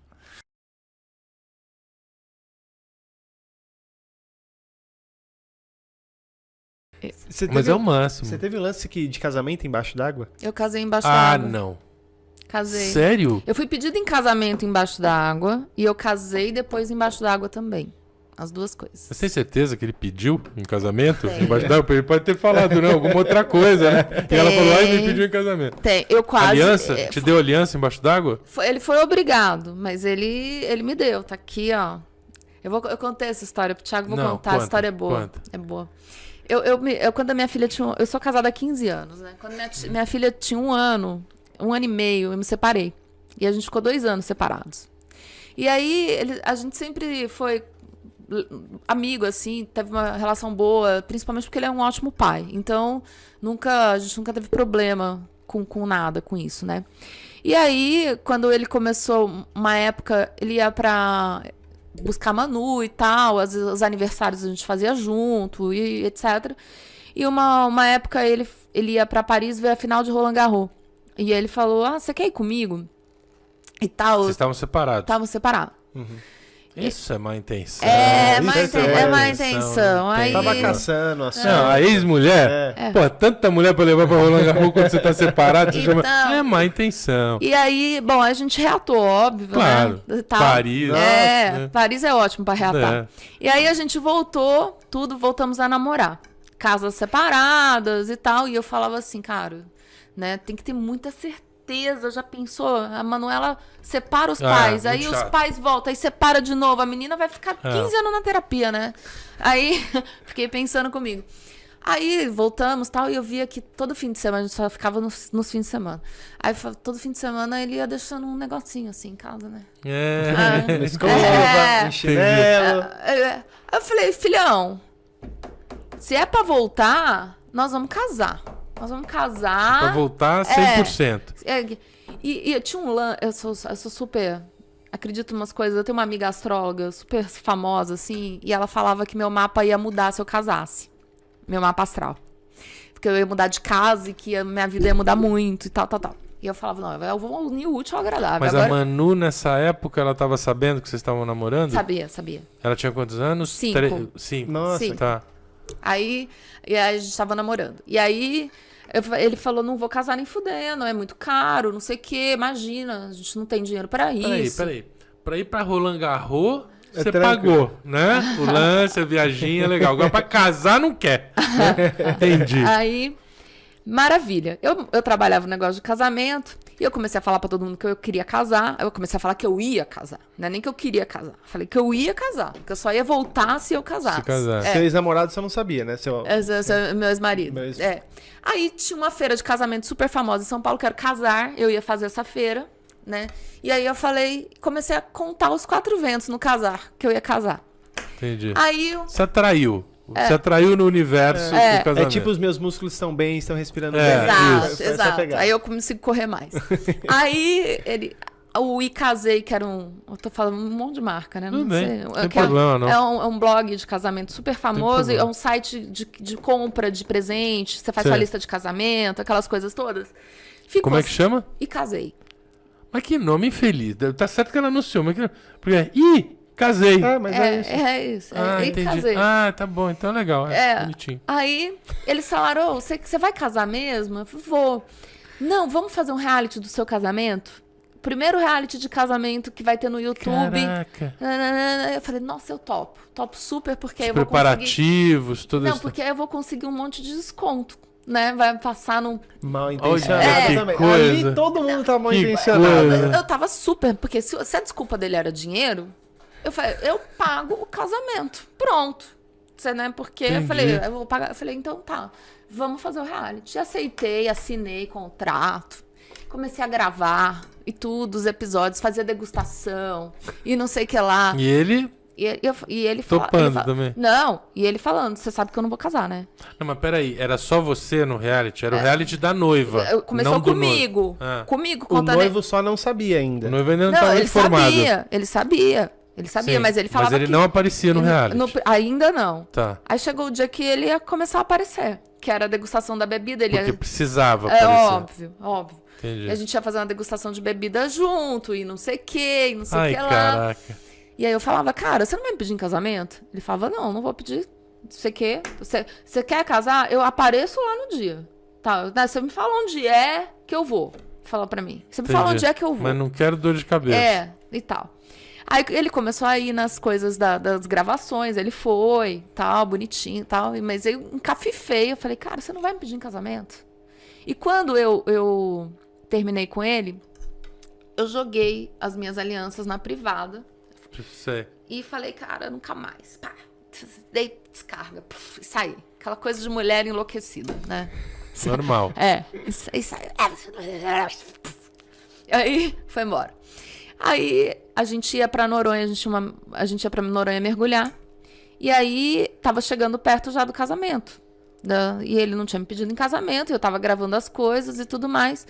E aí, um dia, a gente fechou um pacote de mergulho lá e o Fernando, que era o cara que eu sempre mergulho lá, falou, Karina, você nunca fez a Caverna da Sapata, vamos fazer?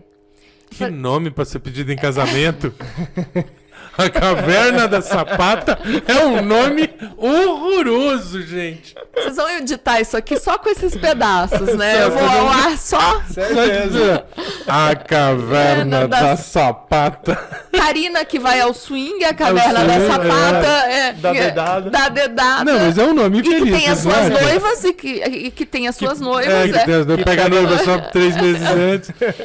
Não, mas vai lá. Aí você tava lá. E aí o Fernando, vamos pra caverna. Vamos, legal. O Fernando, 30 metros. Nunca tinha descido 30 metros, tal. Mas falei, beleza, vamos lá, né? Tem que descer 1 hora, porque já era avançada, tal. Aí, beleza. Aí ele marcou um dia, eu acordei mal.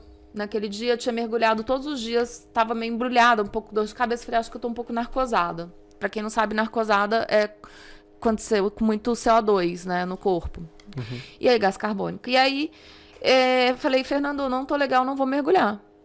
E aí, o Edu saiu do quarto. Ai, caceta. Puto, batendo a porta, não falou comigo. Hoje tem que ir. Falou, você vai, porque tá pago, que não sei o quê. Eu falei, eu não vou, não adianta. Você pode fazer o chilique que você quiser, eu não vou. Aí eu voltei a dormir, virei pro lado e dormi. Você é ruim? Eu sou. Eu virei pro... Tá na cara, você precisa perguntar. Eu só queria dar uma tá na cara que deve ser um encrenqueiro, coitado do Dudu. Aí voltei a dormir, ele foi mergulhar. Puto da vida, sem falar comigo. Voltou puto. Pediu o instrutor em casamento. E falou, ó. Estão super felizes os dois, abrindo uma posada em Fernando de Noronha. Hoje ele mora em Noronha com o instrutor. E aí, ele voltou puto e falou, ó, Fernando falou que amanhã não vai ter sapata, porque não vai ter sapata. Amanhã não vai ter sapata, porque o mar não tava legal. Não era essa ideia. Não vai ter sapata porque o mar não tá legal, mas depois de amanhã você se prepara, porque tem sapata. Eu falei, tá bom. Beleza. Aí, opa, eu gosto de mulher assim, que topa. Eu falei, tá bom, vamos pra sapata, vamos lá. Aí, chegou lá, acordei ruim de novo no dia da sapata. Eita.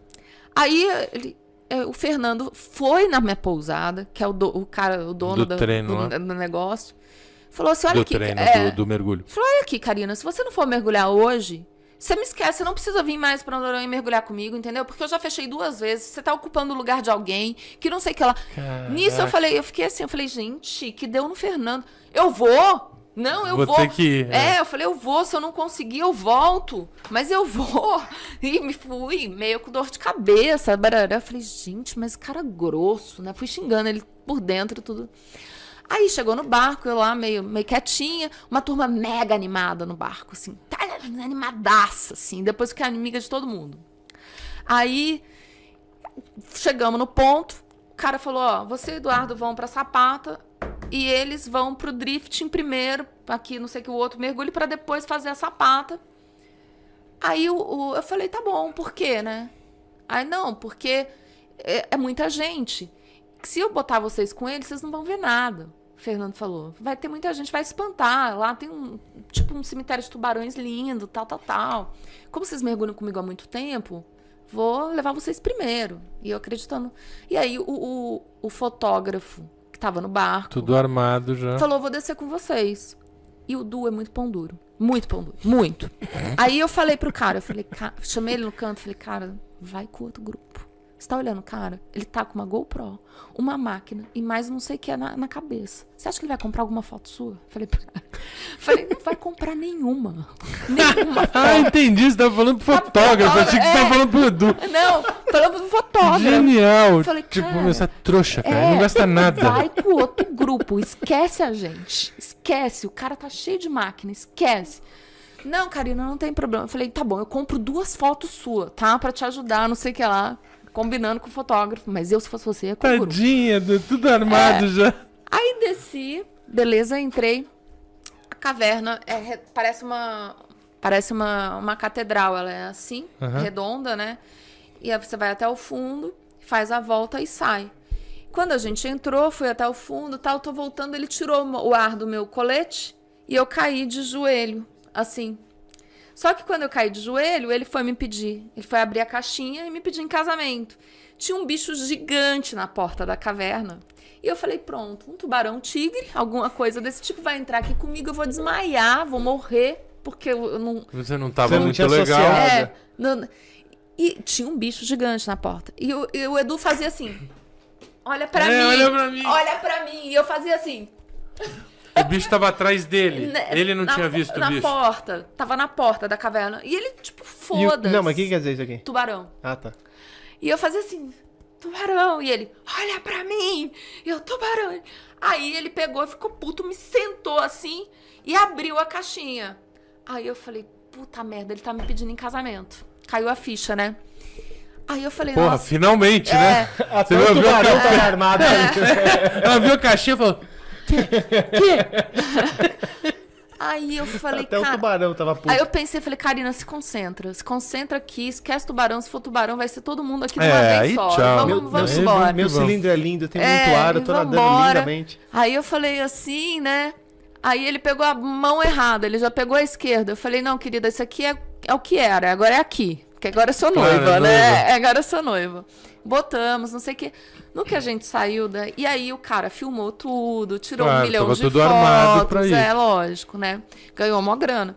E aí... Tem foto? Tem. Manda pra gente botar.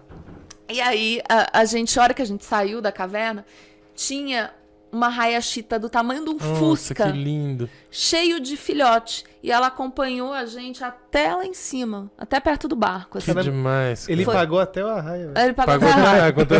Nem era de controle remoto, era um drone. Ele pagou golfinho também, porque a hora que eu subi no barco... Ainda tinha golfinho. Começaram a vir um monte de golfinho pular. E você falou, caraca, o cara essa experiência da vida. E o cara é pão duro ainda. E a turma super animada. Imagina a mulherada que tá vendo isso aqui que eu quero casar. Fudeu. Porra. Fudeu. Mas é a história acho que o ladrão roubou a aliança e daí pra esconder a aliança no momento lá, não sei se a polícia apareceu, sei lá como foi, ele engoliu a aliança. E aí foi isso, a história de um ladrão, tal, não sei o que, acho que foi isso. E daí depois o dono recuperou a aliança depois, porque uma hora essa aliança sai, né? O cara foi preso com as alianças, né? Foi uma coisa assim, eu não lembro. O fato é que o que ficou marcado nessa história, eu não lembro detalhes dela, mas é que eu comecei, na hora de contar essa notícia, eu comecei a rir tanto que... porque daí tinha... porque daí o editor que escreveu, as pessoas escrevem com uns cuidados, assim, né? Daí tem aquela coisa... E eu sou desse jeito mesmo, eu vou falando as palavras que a gente fala mesmo, não tem por que ter aquela cerimônia e tal. Eu acho que a comunicação mais efetiva é essa, né? Tal. A hora que você daí pensa, eu comecei, falei, não, putz... Aí comecei a rir muito. Aí foi essa história. Vocês acho que aparelho escritor, aparelho então estava escrito isso. O editor escreveu, daí eu falei, para com isso, né, meu? Caraca, velho. Não, eu dispensava a aliança. Eu falava, fica aí pra você. E eles casaram. Não, certamente terminou com o Lavô tá novo. Relaxa. Para não, cara. Pelo amor de Deus. Terminou com o Lavô tá novo. Esse casamento não pode dar certo. Tem que ver. Foi fazer uma pesquisa pra ver se esse prova casamento... Prova de amor. Pode ser também o contrário.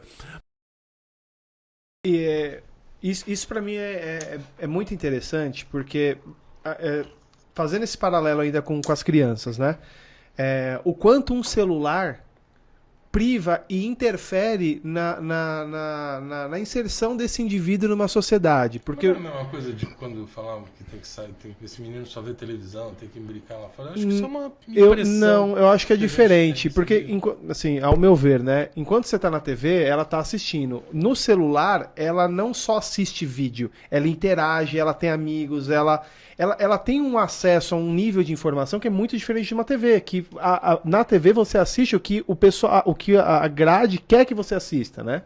Mas o celular, tem várias crianças que os pais vão fazer alguma coisa e falam assim, tá o celular e deixa a criança lá. O quanto isso interfere num desenvolvimento de um indivíduo desse? Eu vou te dar um exemplo que é mais concreto do que cérebro. É miopia. Eu tenho um grande amigo oftalmo, que é o Ronaldo Barcelos, ele chegou para mim, eu estava na consulta, ele falou, você não sabe, está tendo uma epidemia de miopia. Eu falei, que história é essa? Ele falou, a gente achava, né, a ciência achava que miopia era 95% genético e 5% ambiental. Aí o que acontece? Começou a crescer as taxas de miopia, chegando a 30%, aí você vai para esses países sudeste asiático onde usa mais tela e tal. Por que isso? Por causa de tela. Você aprende a focar curto, e tem pouca exposição para fora. Aliás, essa era uma questão da pandemia também. E aí você começou a ter uma epidemia de miopia. Isso significa que o olho mudou. Se o olho mudou, imagina o cérebro. Entendeu? Muda certamente o cérebro. É diferente de televisão, é mais pervasivo, porque está com as pessoas o tempo inteiro. Mas o estímulo é muito mais rico, né? Sim, é muito diferente, assim. Mas eu acho que também, ao mesmo tempo que tem isso, eu não consigo ter nenhum preconceito assim, com essa ideia de celular e deixar as crianças no celular. Tudo bem, guardadas as devidas proporções, né? Óbvio que outro dia a minha filha, uma delas que eu não vou falar qual é, para não comprometer a coitada, o iPhone tem aquele negócio agora de quanto tempo você fica num aplicativo, né? Ela me ligou e falou, pai, eu tô assustado. Eu falei, o que houve? Sabe quanto tempo eu fiquei no TikTok ontem? Foi quanto? 8 horas. Nossa. Quer dizer, ainda bem que ela percebeu isso, né? Ela pirou, mas assim, não foi 8 horas seguidas, né? Ela foi comprando, mas quando você faz a conta, você se assusta. No dia? Ela ficou 8 horas no dia, mas ela ficou assim, né? Em tempos separados, assim, né? Ficou 3 horinhas aqui, 4 horinhas ali. 5 horas ali. Mas assim, fácil. O bom é que ela mesmo reconheceu isso. Né? Você perguntou quantas horas ela ficou acordada no dia? Ela falou 10? Mas aí ela puxou o pai, né, cara? Não tem muito... O que eu acho só é que eu não consigo ter esse preconceito de crianças no celular e tal. Porque eu vejo o que aconteceu comigo mesmo, a minha mente infantil, assim, né? Ao mesmo tempo que você fica muito tempo, você tem os teus amiguinhos virtuais ali na história, você passa a ter uma comunidade. Uma vida. Né? Uma vida que se bobear você não teria. Né? Você seria tímido demais, você seria feio demais, faria um bullying com você e tal. E dentro daquela vida você consegue de alguma maneira se virar. Eu tenho a história do catfish, né? De gente que se coloca na internet como sendo outra pessoa, né? Eu tenho uma história muito séria disso, assim. Eu falei muito tempo com uma pessoa pela internet, com uma mulher pela internet, pelo Instagram, e um dia ela falou, a gente precisa se conhecer. E ela tinha 38 anos, ela era fotógrafa e morava tipo Vila Mariana, né? No dia que ela falou isso, a gente precisa se conhecer, eu olhei 2 fotos do olho dela no Instagram e eu falei, engraçado, ela tem uma falha na sobrancelha em um olho e não tem em uma foto e não tem na outra, no mesmo olho. Aí eu falei assim, manda uma foto do teu rosto de agora. E ela não quis mandar.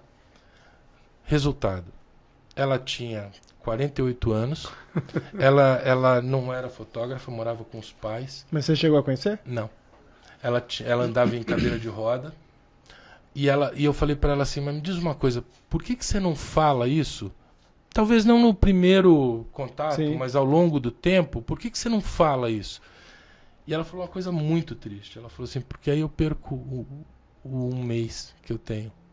Nossa. Falando com alguém, entendeu?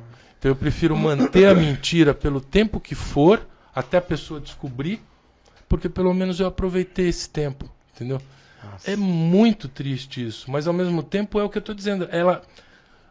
Pelo menos ela teve esse 1 mês, entendeu? Que ela talvez nem teria, entendeu? Mas é diferente quando a gente tá falando de criança. Não, e meu ponto, claro que mas eu digo... É que assim, meu ponto não era nem usar o celular, porque eu acho que sim, ela tem que ter a interação. Mas o ponto é quando a criança vira refém daquilo, né? Assim, a criança busca a todo momento estar com uma tela. Esse é meu ponto, entendeu? Então, ao contrário do que o nosso doutor aqui tá falando, tela, principalmente, sei lá, antes dos 12, 14 anos, você tem que limitar 2 horas máximo, do máximo, assim. E tem que monitorar? Onde tem que monitorar, tem. Você tem casos de gente garotos ou crianças que foram de alguma maneira molestadas, assim? Molestadas na rede? Digo pela rede. Sim, pela rede. Sim. Até tem casos que saiu da rede, mas sim, tem que... Eu não sou uma pessoa que gosta muito da ideia de ficar controlando os outros, mas tem que dar uma olhada, assim, tem que acompanhar, monitorar o que está acontecendo. Os pais têm que estar atentos, conhecer o amigo, ver o que está acontecendo do lado e tal. E limitar a tela. Você vai lá para o Vale do Silício, eles cortam tela total. Não, eu de maneira nenhuma eu tô achando que você tá incentivando. Você tá incentivando as crianças a passarem o dia. Não tô dizendo só assim. O doutor, inclusive, acha, entendeu? Claro, não.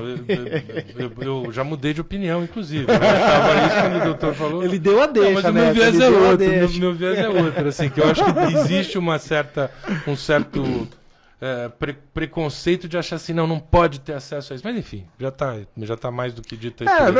Eu queria... Tem um monte de benefício, assim, também, que é isso que você está contando. Olhando pelo benefício. Ó, eu vou tem esse discurso meu aqui no microfone, mas aí aconteceu a pandemia e os moleques estavam trancados em casa. Eles tinham 15, 16, o outro com 13... Pô, vai ficar dentro de casa o tempo inteiro? Não vai, a gente limita jogo também, né? Os caras iam jogar e ficavam mais tempo no jogo. Eu falei, pô, vamos dar uma liberada, não pode sair de casa, não pode fazer tanto esporte e tal. Aí você vai ver os caras jogando, estão lá sentados, não estão nem jogando. 2 estão jogando, eles estão batendo papo. Claro, como se estivesse no recreio. Tem isso. Pô, eu achei demais aquilo. Eu via minhas filhas estudando, era uma coisa que eu ficava com inveja delas de não ter tido isso na minha época, entendeu? Porque ela estava lá no computador estudando, o telefone aqui do lado, com todas as janelinhas, com a cara das amigas ali, e aí assim... Você viu a 4? Como é que é a 4? Ela resolve a 4. Vai nesse YouTube aqui que tem a explicação. Porra, é legal pra caramba isso, cara. É um jeito muito novo. Aprende o skill, né? Eu pensei isso também. Eu falei, como é que vai ficar meu conflito moral aqui? Eu falei, não, eles estão aprendendo outra coisa. Trabalho em grupo. Mas eu tinha falado que eram 2 livros que eu queria te falar. O outro é um livro chamado For Common Things, de um cara chamado Jedediah Purdy, que é um livro que mudou minha vida em alguns sentidos, assim. Ele era um cara que foi criado numa comunidade hippie americana. Ele cresceu nessa comunidade. E aí ele saiu e foi estudar em Harvard, né? E hoje ele é professor em Harvard. E ele escreveu esse livro porque eu estou pegando uma palavra que você falou. Você falou cinismo em algum momento. Que o cara, quando tem o burnout, às vezes ele pode ter uma relação com o trabalho de cinismo e tal. E a essência desse livro, desse Jedediah, é que ele falou assim, essa foi a coisa que mais me chocou quando eu saí da comunidade. Porque assim, a gente vivia em paz e harmonia. É hippie, né? Todo mundo quer paz e amor, uhul e tal, entendeu? E ele falou assim, cara, a sociedade tem um grau de cinismo que vocês não estão percebendo. Tá nas propagandas, tá nos produtos, tá em tudo que existe. Isso me chocou muito, né? Você vê esse cinismo como um sintoma? Você vê no consultório esse cinismo, cinismo exagerado? Eu acho que, se eu entendi bem o que o autor falou, eu acho que esse cinismo é mais pervasivo, é um que eu nem enxergo. Mas você sabe que é interessante, né? Eu me lembro de ir moleque para Trancoso e conviver com os hippies, né, da geração dos 60 e tal. E eu nunca me esqueço de pegar um ônibus lá, porque era tudo outra coisa. Trancoso, era Caraíba, era umas vilas, né? Pegando aquele ônibus todo caído lá com um desses hippies dessa época, um cara bonitão assim, mais velho e tal. Ele falou, não funcionava. Porque tinha essa história de amor livre e tal. Não funcionava. Eu que era bonitão, tinha um monte de mulher e os outros sobravam. Claro. Então tem cinismo em todo lugar.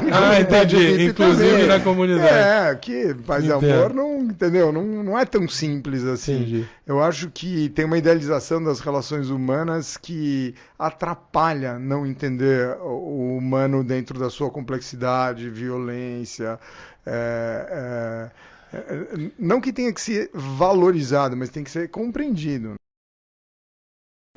Deixa eu fazer uma pausa. Claro. E pedir pro Oscar. A gente falou de seleção e falou de Pelé. Você narraria um gol pra gente? Um gol do Pelé? Nossa, de pé. Brasil e Itália 0-0, a final da Copa do Mundo. Brasil no ataque, Tostão domina a bola pela ponta esquerda, já perto da linha de fundo. Procura o time na grande área, marcado de perto ali, tenta fazer a finta. Tostão chamou pro cruzamento, sobe o zagueirão, tira, a bola vai fora. É lateral para o Brasil bater lá pela ponta esquerda. 0-0, primeiro tempo de jogo, a emoção da final da Copa do Mundo. Lançado, Riverino enfiou para a grande área, Pelé! Pelé pro gol do Brasil! Pelé! Ele, Pelé! Pelé! Sobe muito, sobe bem! Pelé chacoalha esse estádio Azteca, provoca a maior emoção do Brasil, gol do Pelé, o rei do futebol, mais um, e esse, olha o tamanho do gol, a importância do gol, Rivellino, cruzamento para a grande área, Pelé, olha o que ele sobe, balança a rede da Itália. Você assistiu Nas Internas, com Thiago Buchler e Mentor Neto. Toda terça, um novo episódio.